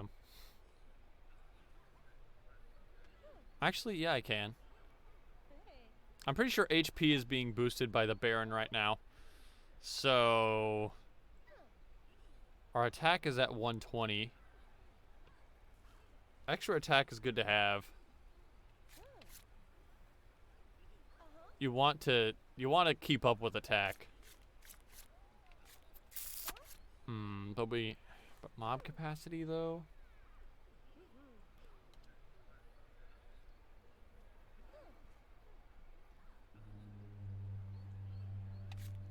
I think I'm gonna go with Ajax.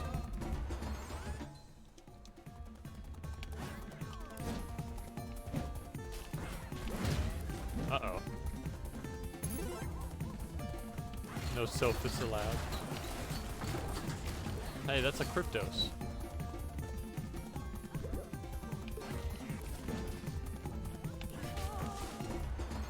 Okay. We'll take her. Okay, so you fight this guy by attacking him for a few seconds and then running away. Because he engulfs himself in flame. And he is invincible during that period. So just wait for him to calm down and then take him out on the second cycle. Those lions as well are very not cool. They will make a beeline for your leader, and they will hold them down until they die if you don't kill the lion. As soon as you see the lion, defend your leader.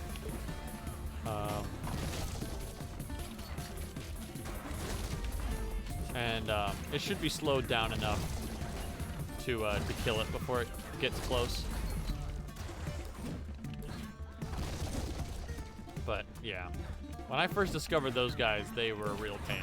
But I figured out pretty fast how to deal with them.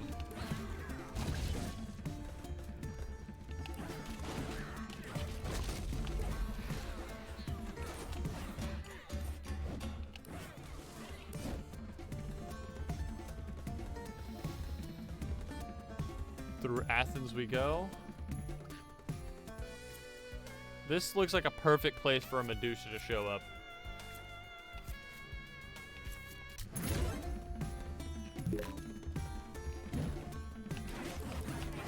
Oh no. Even worse.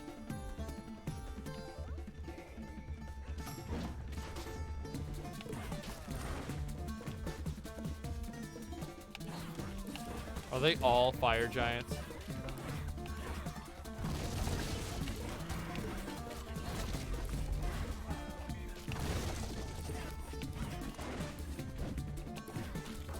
A wise man once said, "This sucks on ice."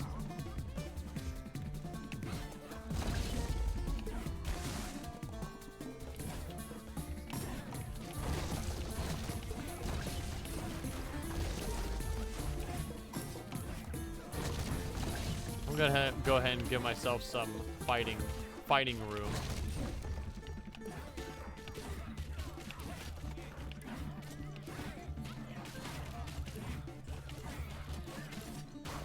Dang it.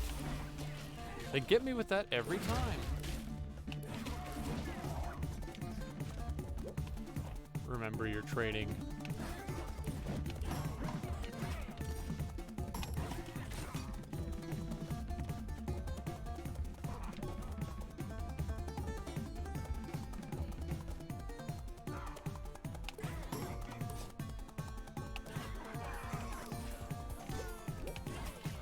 Lose. Nobody important? I know that sounds kind of harsh, but all's fair in love and war. Boss? Yes. These rooms end much more abruptly than I expect. She healed each unit that made a perfect block. Boost mob capacity. Menelaus. Clytemnestra. I'll take Menelaus. We have meat, which I'll eat, and nothing else.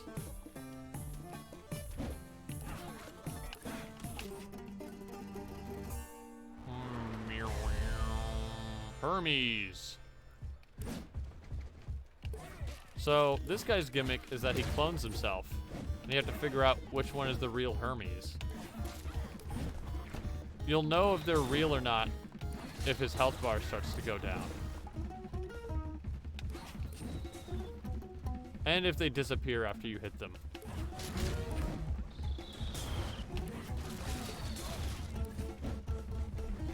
He seems to always be at the top of the screen.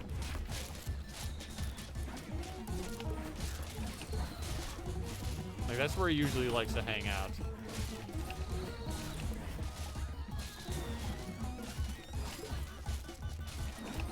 Or he'll just stand here and take it like a man. Okay. We'll take that too. Thanks, Hermes. Lemnos. I never did figure out what Lemnos is. If it's like a mythology thing or not, or if there really is a city next to an active volcano in Greece. I kind of doubt the latter, though. I'm pretty sure Grecians are smarter than that.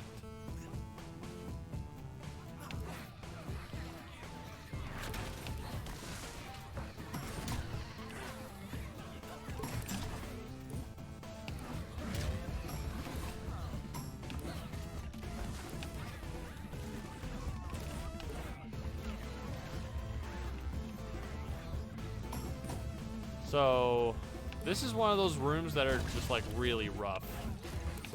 Because like you can see all the fire up there, right? Unless I can figure out a way to lure them away from the lava pools, we might be forced to take damage.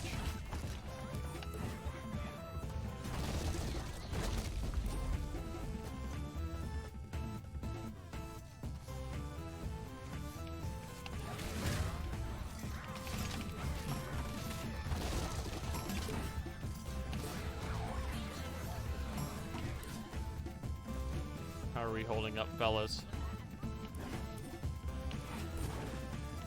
Okay. They're working with me. One more to go. Follow me. Come over here.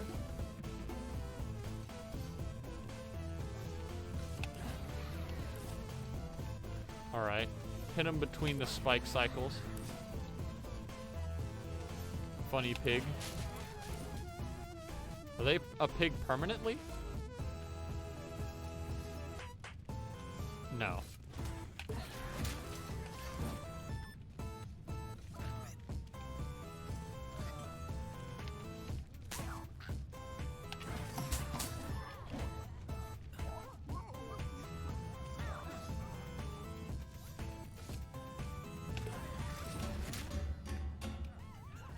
Are we mostly fine? Yeah, we're mostly fine. Very nice. Uh-oh. There are bombs in there. Not falling for that one again.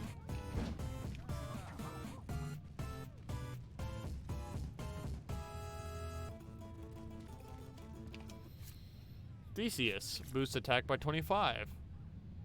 Okay. Just a nice attack boost. Uh-oh. We've got a white mage. Gosh. He's getting torn up.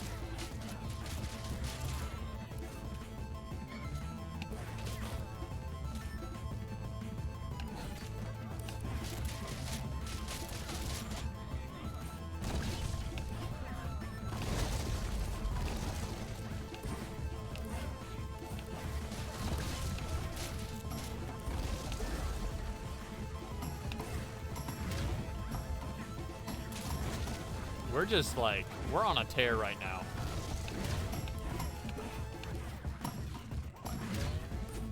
I think we have pretty good damage output right now. Well, we have 170 attack.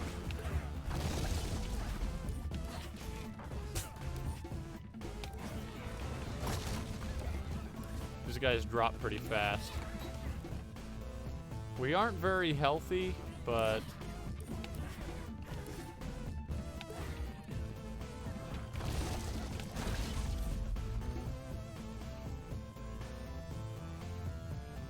Yeah, really, for this stage, I recommend just keep that group up button held down. Because there's lava everywhere.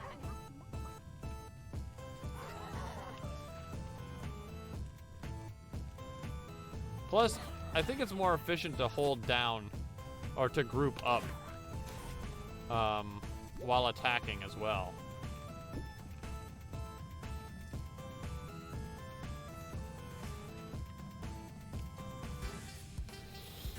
What do we got?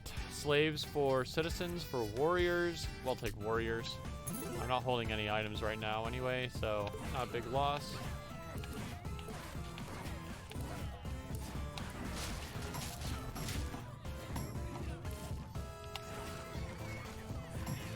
I think if you make yourself more dense as well,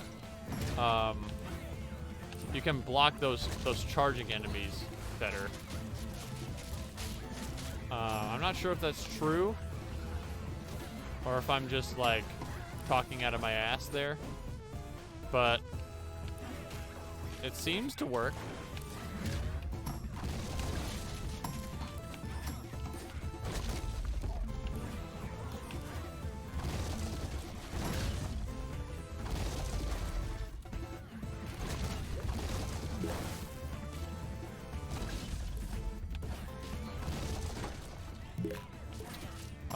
I'm not gonna go for the boss. I'm gonna stick with my guns on that one.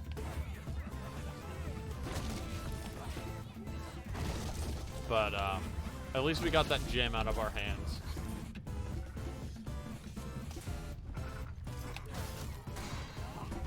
Oh, nice. Time to spam the block button.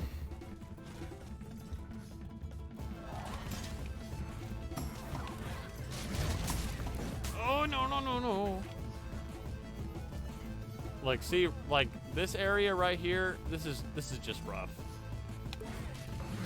Just get in, hope you can tank the fire damage and get out. Actually, we are approaching the boss, so we can heal up. Just wait for the fire to wear off. There we go, now we're nice and healthy. And we only have a bomb to our name. Hippolyta boosts attack and defense by 75 of women in the mob. Boosts speed. How many women do we have? 1, 2, 3, 4, 5. We have 5 women heroes.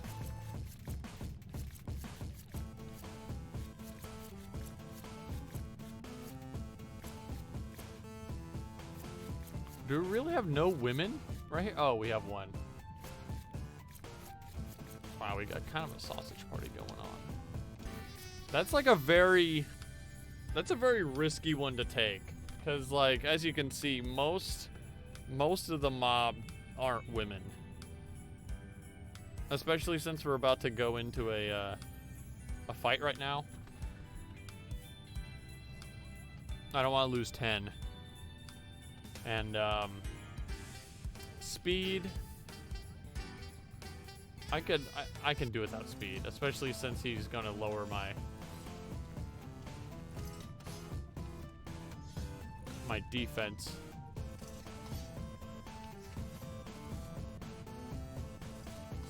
Okay.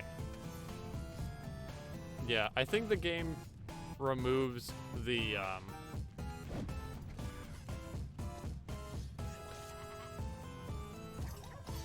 removes the bystanders that were there once you reach this area.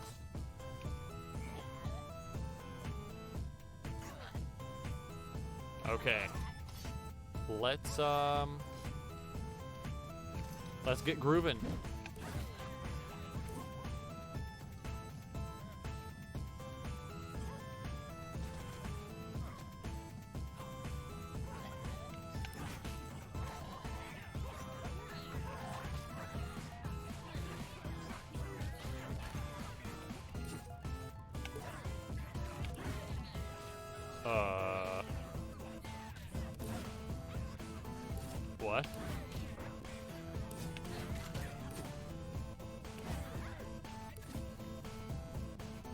What is this? He's just chilling? Okay, there we go.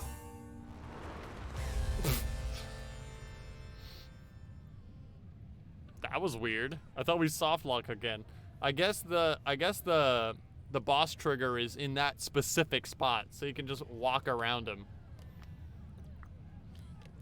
I don't think I was doing any damage to him, but that's pretty funny.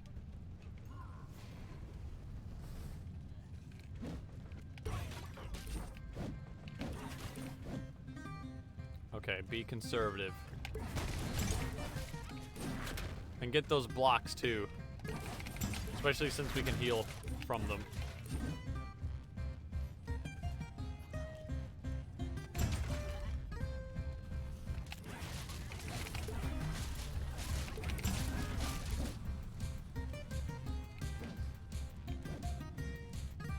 Hello, Dinar. How are you? Hope you're enjoying the stream. Oh, crap.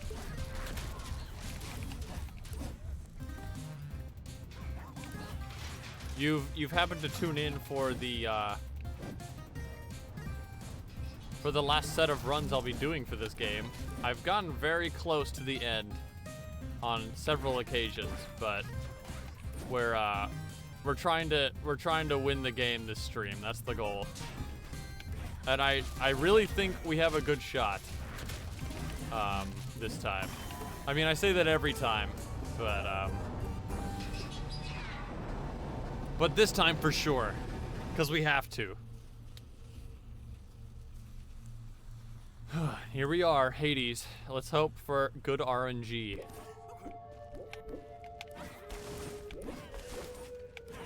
I don't want to see those guys with like the 100 heads. I don't know what those guys are called.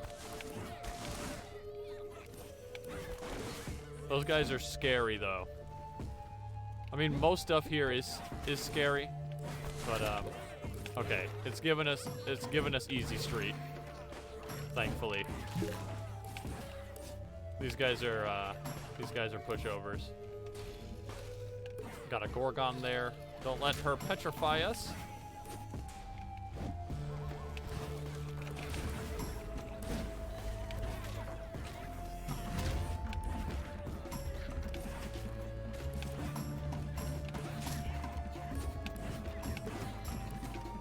Bird up, bird up. Got him. Once we get our hands on them, we are powerful. And it looks like the Baron decided to buff our attack for this stage, so that's even better. I'm not sure if that changes per world or per stage. Like, right now, we got 210. Let's see. 210, 165, or 10, 65, 80, 10, 65. It should update now. 5, 80, 10. Okay. You push enemies, Dracularos. I think now is a fine time to get Dracularos.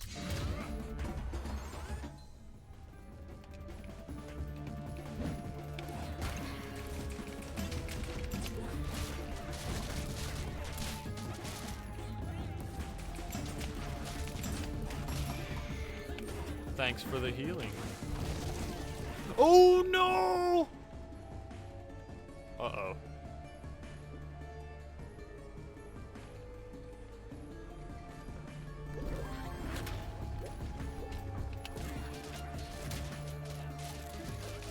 That was almost tragedy.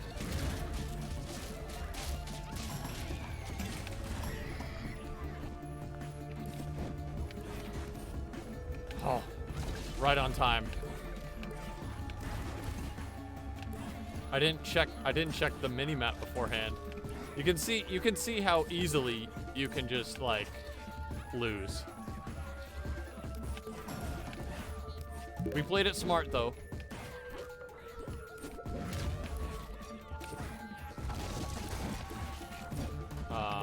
Okay, so I see a group coagulating down there. Not sure what that's about. That would imply small enemies, which I can deal with.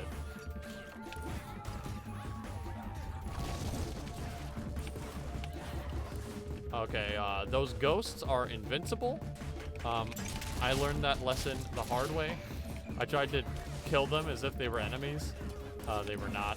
They're basically just stage hazards.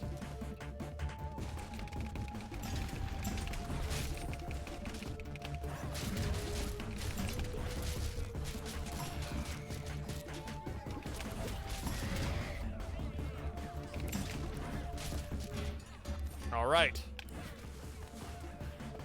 That's the first room of Hades down. We have a very solid build. To get some more philosophers for safety. Yeah.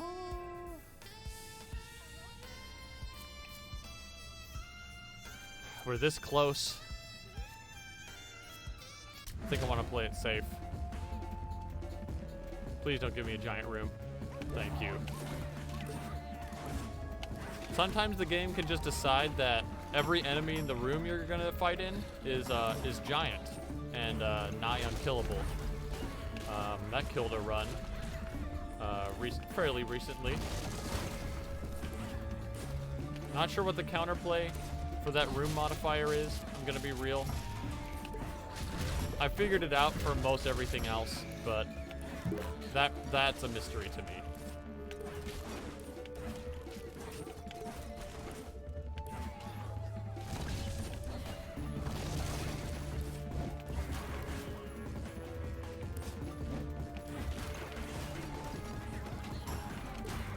We're getting good RNG so far. It's given us pretty good enemies. No room modifiers. Maybe I should shut up so I don't jinx the run.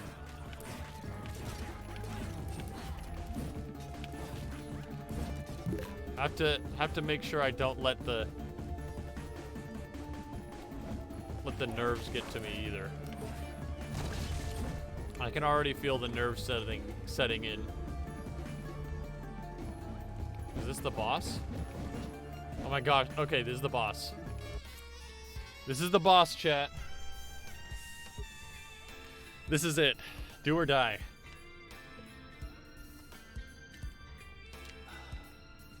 And we could get another musician. That's very nice. I'm willing to do that for five defenders.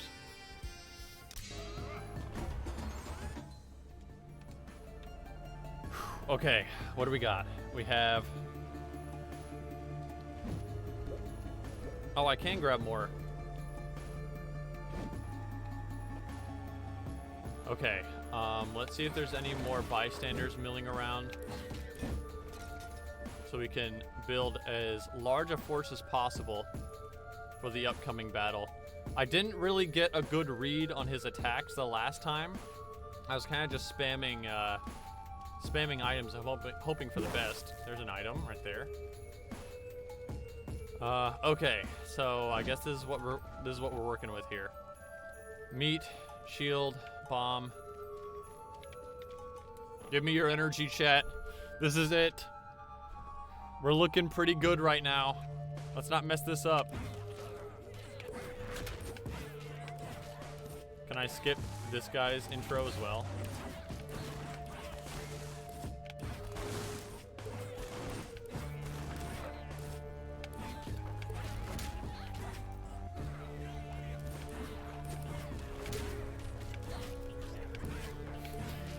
I can just skip the intro.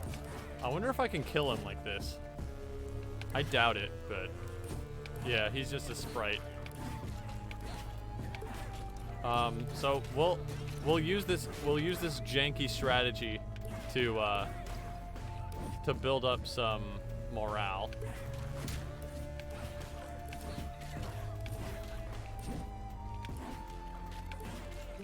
Okay, here we go.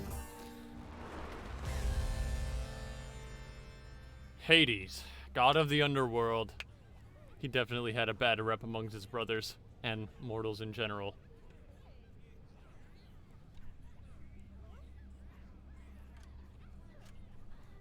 Take a screenshot because I haven't done that yet.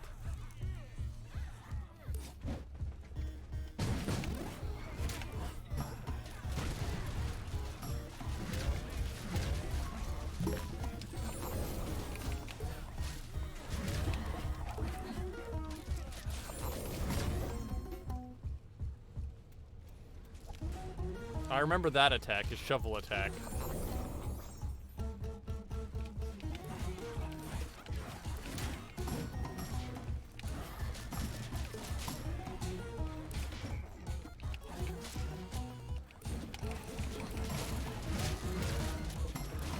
Uh-oh. You're a bomb. Get away from me. He's summoning dead enemies.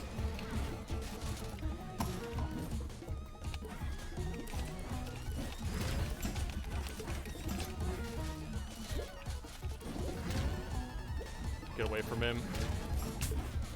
There's a lion on me. This is it. We can do this. We can do this. Yes! Yes! Let's go, dude! Let's go! Finally. The collective action defeated Hades, king of the underworld. Let's go! Oh my gosh, I'm so glad we did it. Oh my god. Hold on, let me calm down. Let me calm down.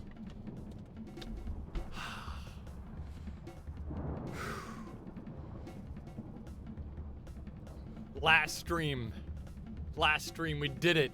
We did it at the last moment, dude. Let's go.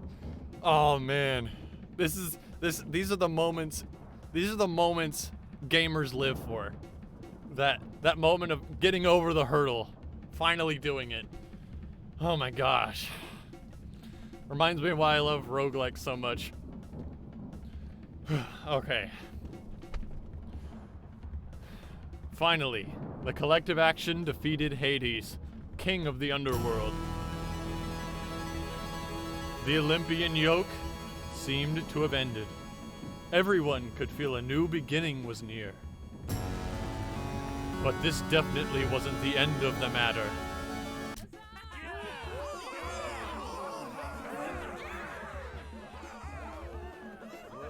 New content unlocked. So, I'm guessing there's like some bonus post-game stuff. Oh, here's the credits. Where's my mob at? A game. Oh, that's really cool.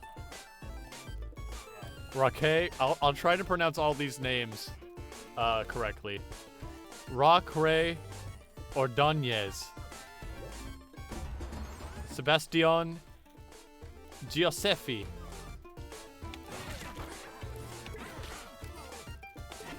With music by A Shell in the Pit. Sound design and composition. This is our victory lap, chat. With the help of Facundo Vitan, legal history consultant. Jose Luis Oscuro Scolari, additional programming. Julian Castro, additional level design. I forgot what this was. Daniel Benmergui, very special thanks. Devolver Digital.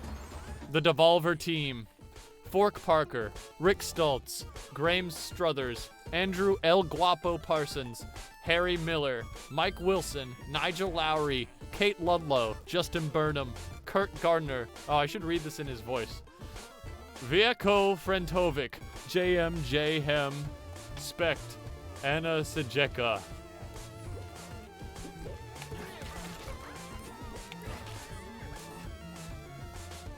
Oh. Who are you? Silky Smooth Shop Jazz. Michael Skitch. Shishiano. Additional game design. Oh, that guy did the shop music. Awesome. Jordan Ivy. M. Halberstadt. Zach Vogel. Voiceover. Caitlin Cruz, Jacob Burgess, Jeff Tansgak, Joey Godard, Kevin Regame, Nick Yanchuk, Greg Lobanov, Ray Alexander, Quentin Smith, Zach Vogel. Marketing, PR, and lots of other stuff. Tinsley PR, Stephanie I'll just read the names. Stephanie Tinsley, Rodrigo Patelli, Robbie Patterson, Zach Huntley, Snoop Dougie Doug Johns, Salima, Philemon, Pierre-Louis, Rebecca, John, Maxence?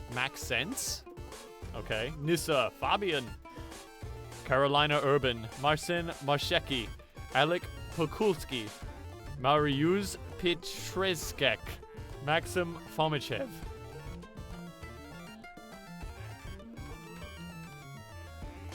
Localization, Lock and Load, Studio Muel, Ace, Sophie Cristobal, Eugene Surata, Project Gutenberg, Indonova,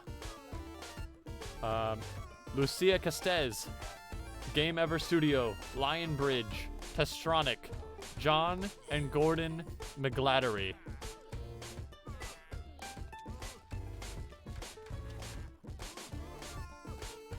Oh, it's Homer himself. Special thanks. Adam Saltzman, Pablo F. Quarta, Dan Del Rocha, Dominic Gara and Sissy Berry, Jonas Mail and Mads Hans Lassen, Senstree, Leandro Giorni, Marta Val, Ron Carmel, Aaron Akeson, and John Bizarro. I feel like I'm reading the fucking, the intro to SNL. Jared Stoltz, all the playtesters and beta testers, all the amazing Argentinian game devs, and our amazing families who endured 3.5 years of craziness. Yeah, this game was made by an Argentinian game developer, by the way. I don't know if you guys could pick up on that from the names, but they did a great job.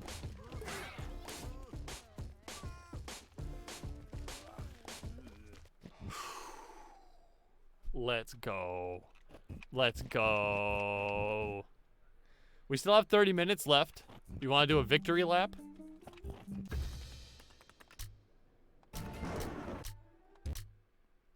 We didn't get to try any of those cryptos.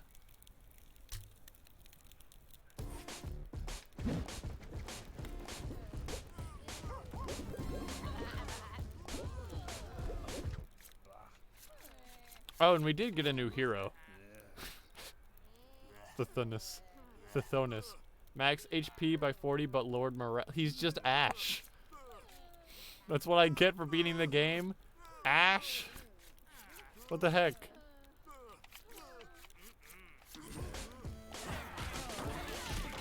But, how about we do one of these,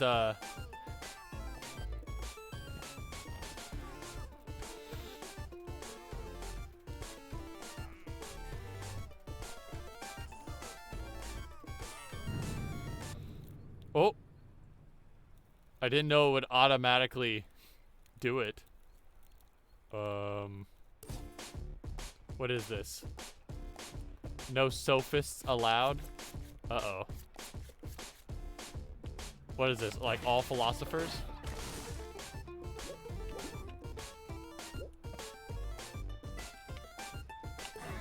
Okay. Well, while we play this, I'll give you my thoughts. So, obviously, this game is really fun. I've really enjoyed playing this game. Oh crap. I woke the beast. What are the usual points I go over? So first of all, gameplay. I think I'm just gonna die here. Gosh, I have a lot of health.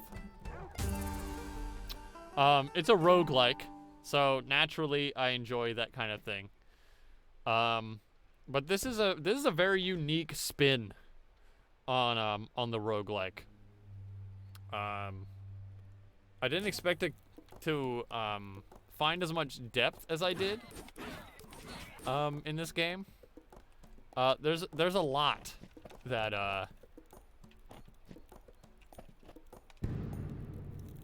there's a lot to think about, especially in the later levels. I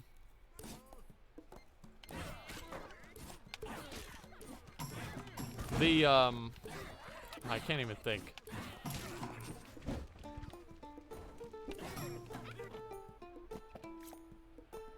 Oh, I'm Leonidas.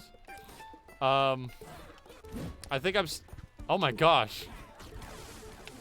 Do you see my mob count? It can go up to 300. Oh, I see. They're all warriors. And you can get 300 of them at once. That's very funny.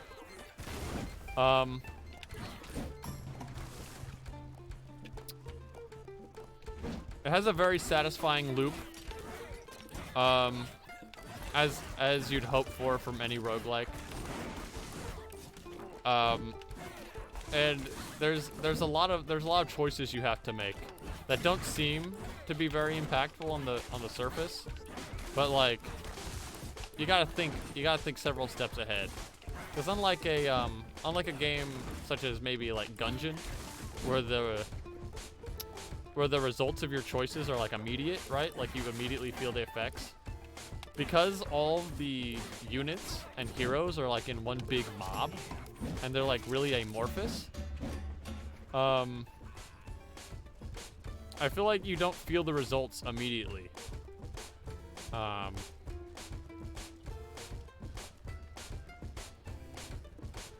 it's sort of something that you just have to like have faith in that your decisions are making a difference. I mean, you feel them later.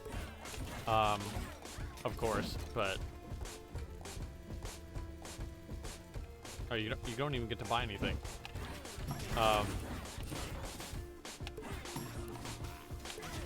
But yeah, the decision making is very cool, and the whole concept of controlling an angry mob is very fun. I think you could tell by how much I've talked about how much I love destroying everything in this game.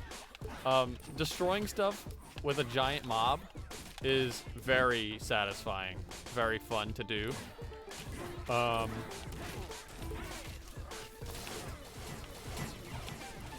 Just tearing through an entire stage without any regard for anything in your path. Very fun.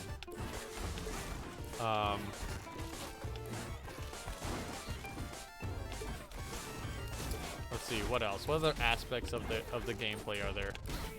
You only have you can only do 4 things, but I think the way that they designed around your limited moveset is very interesting. Because like as somebody that's making their own game right now, and I lost. As somebody that's I'll just leave it.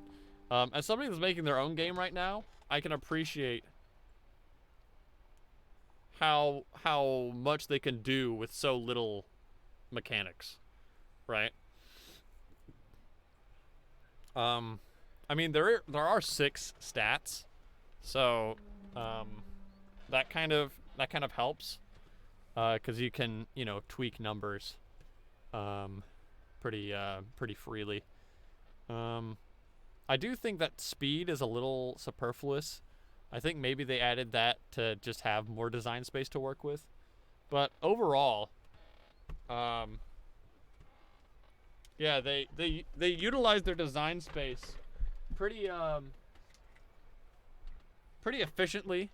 There were a lot of really cool effects that were present that and I appreciate the pacing, because like you got a slow drip feed of new stuff every now and then, and it wouldn't tell you when like new things would appear in the shop, but I would see them. I would see new stuff appear every now and then, like, oh well, that wasn't showing up before, as well as introducing new enemy types and new room modifiers, just the more you played the game. And It felt like it was keeping up with how much skill you naturally acquire over several runs. Very well paced. So let's see. Well paced, very fun. To destroy things, which is what I think that's what they were going for. Just like the chaos of a bunch of mobsters destroying everything in their path just because they're so blindly angry. It really hit the nail on the head. I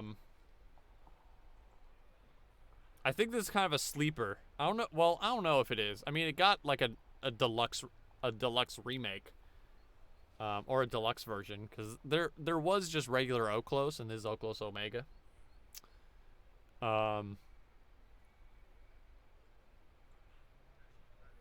So I don't know how big of a following this game has, but I don't really hear many people talking about it. I mean, when you think roguelike, you think like Isaac, Nuclear Throne, Gungeon, stuff like that.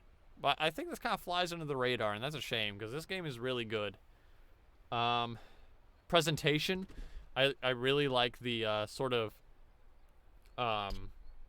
3D graphics plus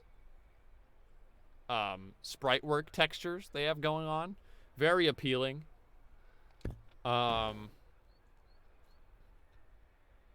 And the writing, of course, is very charming, very fun. Has a lot of personality. This game has a ton of personality. Oh right, we didn't kill Zeus. Yeah, that's probably what the boss of the second run is. But yeah, tons of personality. A lot of very fun references. I don't know when this game came out.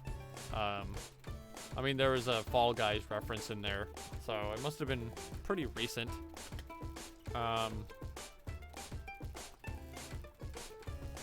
It didn't feel like it was like cringe or anything. It was very tasteful. And the sprite work is really good, especially on the bosses. That's very impressive sprite work. I love how it was they were big in size, but you could still see like the individual pixels. Really sort of accentuates both sides of the coin, like high detail, but you still get that pixel aesthetic. The music is really good, pretty catchy. Especially this theme that's playing right now. Sometimes I find myself humming this song just by myself. And the shop theme is a really good break from the action. It's nice, smooth jazz. I think the music really hits. I said they were memorable, right? Or catchy. I think this song and the shop theme definitely are catchy. But the other songs, not as much. They're not like, they don't really get stuck in your head, but they fit the environment, right? They're good for what they're setting out to do. They're not catchy, but they're really great while you're listening to them in the environment that they're intended for. Let me pet the dog here. There we go.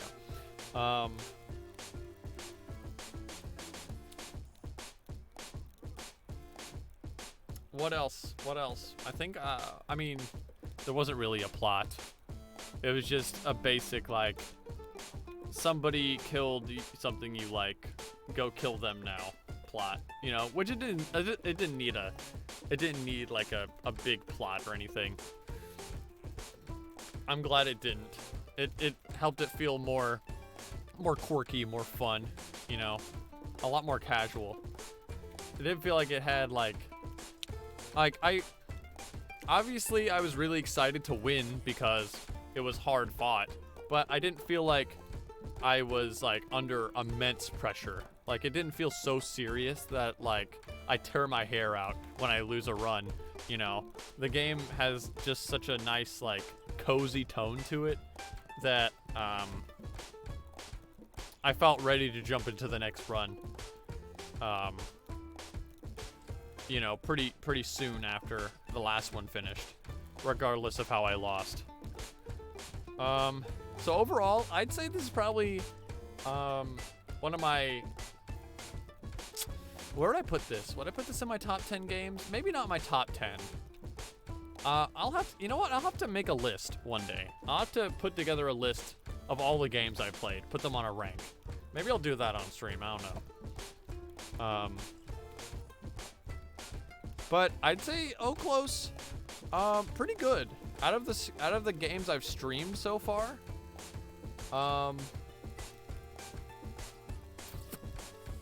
I'd say this is my second favorite stream game. I think my favorite is still Valley. I really liked Valley, especially playing it on stream. There was something about that game that I liked, but I think this is my second favorite, followed by Fallout, and then Solstice. Oh no, I think Fallout, and then Heart and Slash, and then Solstice. I mean, you didn't ask, but there you go. There's a little ranking for you. But yeah, if you like roguelikes, if you like action games where movement is key, movement, positioning, and putting together a strategic build, if you like any of those things, definitely get this game. It's on Steam, obviously. I don't know if it's on sale right now. I don't know how much it goes for, but definitely worth picking up. So with that, I suppose we're done. Hold on.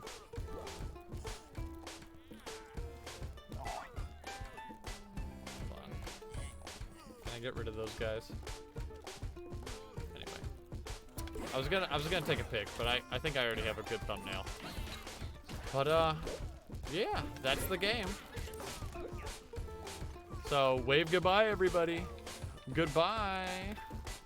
Say goodbye to Okhlos, everyone.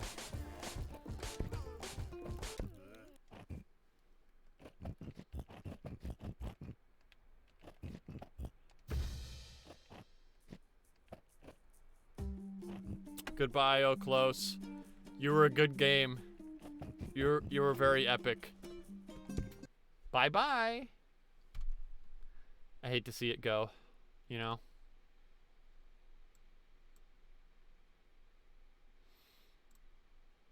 All right. I'm not gonna end the stream quite yet because now we get to do the fun thing of choosing the next game to stream. I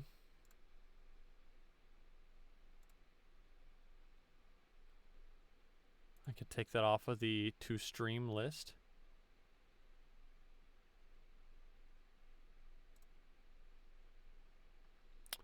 Okay, so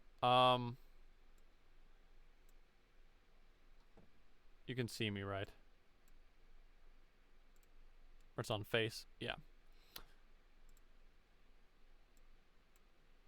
So here's our options, and now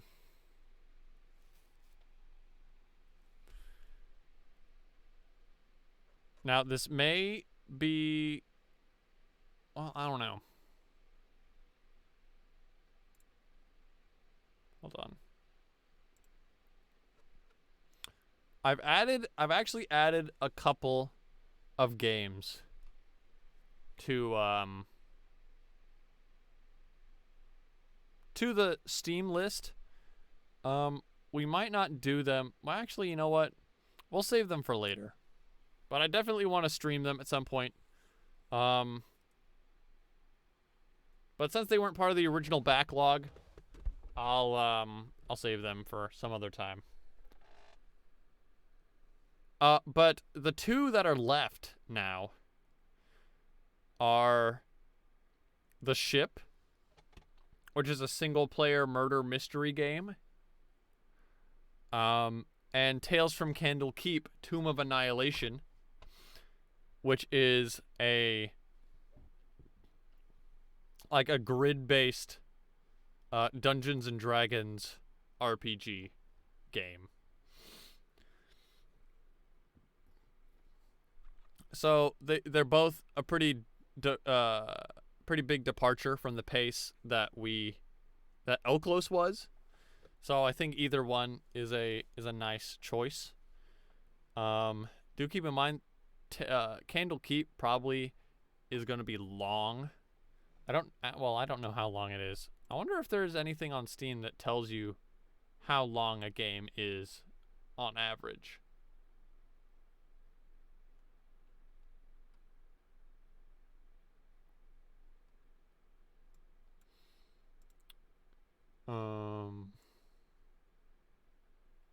That would be nice, wouldn't it? Actually, you know what?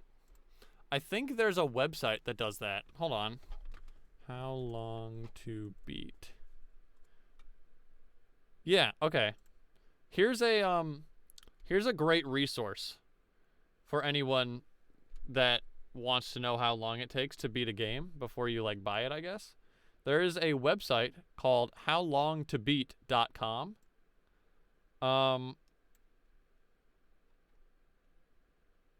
That lets you just search for a game and it tells you how long the game is. It even tells you like it separates it into 3 categories. If you just want to do the main story, if you want to do the main story and then some extra like side quests and stuff on the side, and then if you want to do a completionist run. It has those 3 times for every game on their list, which is pretty handy. This is a pretty cool resource. So let's see if Tales of Candle. Okay, Tales of Candlekeep. It says here.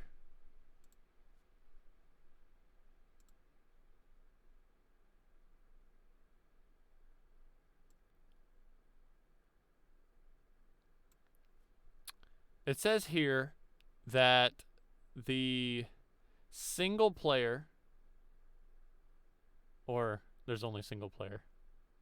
It says here that the main story, just ignoring everything else, is about 10 hours. Okay, and I'm assuming this is based on like average players. Like, let's see. How many people played it? Does it show me how many people played it?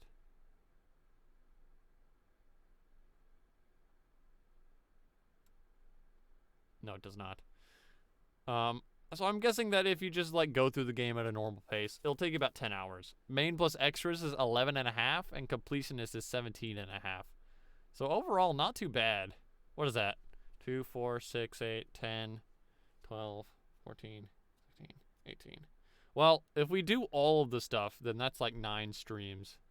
But I don't plan on doing completionist stuff, so 2, 4, 6, 7, 8, 9, 10, 11. It'll be done in about 5 streams if we're diligent. So, D&D type beat, time for adventure. Okay. I guess it's not as long as I thought it was. Okay. Yeah, we'll do Tomb of Annihilation next. I only ever played like the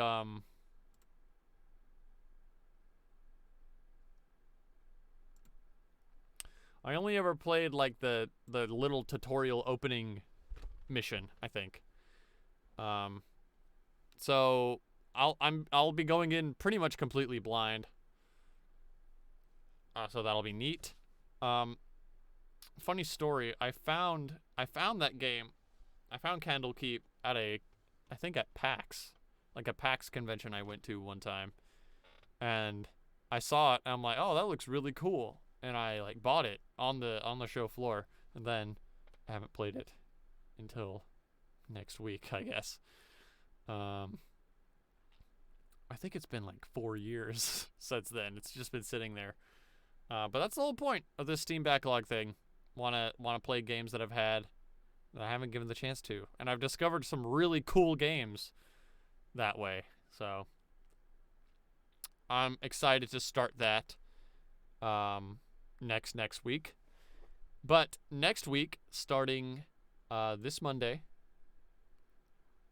we will be getting back into, or I will be returning to streaming my progress on Ego Nopus, my homemade homemade card game. We Are Legion flashbacks. This game actually works. Unlike We Are Legion, this game is actually functional.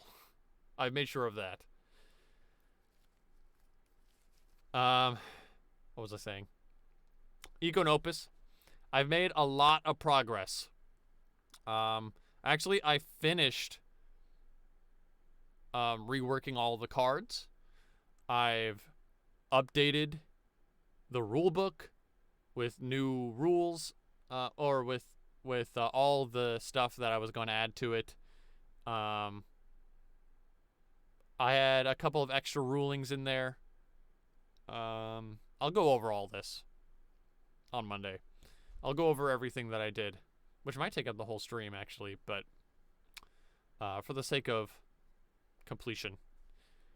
I started on the lore. I made the template for like the lore document. But there's still a lot that I will have to do on stream, or that I can do on stream. For one, I need to make new images for the rulebook. 2, I need to put together some deck lists, starter deck lists. Although I might not be able to do that until I playtest the game some more. I might save that for later. But yeah, replace the images. Obviously, I need to design one new artist for each school, so you guys can help me with that. I need to make the card art for those new artists. And I need to remake every single card in the game, basically. I need to resize them, reformat them for the new statistics, change the text, all that nice stuff.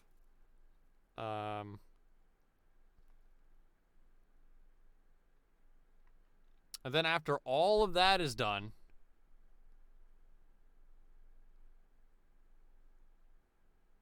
oh right, and then we have to write all the lore. We'll save that for last. We'll save the lore for last, but we can do that on stream too. But like before, I plan on doing all of that like tedious making the cards stuff off stream. Is there anything else? I think I covered all my bases. Yep. Okay. So that is everything that I wanted to share. Thank you everybody for being here for the stream. Truly a monumental moment in the stream. I hope somebody clipped that.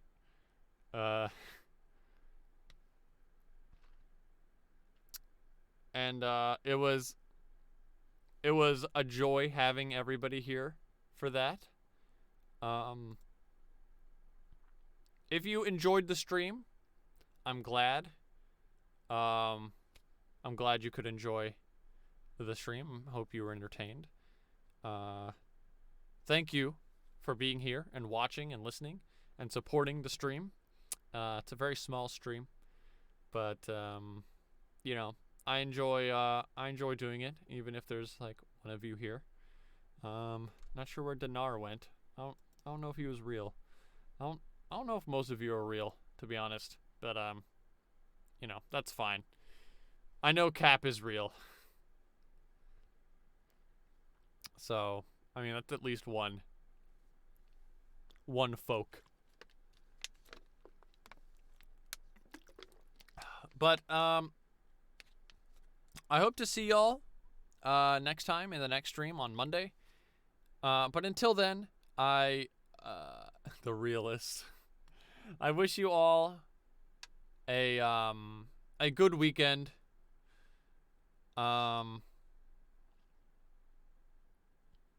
And hope y'all have a good evening or night. rest well. Carpe diem, and goodbye.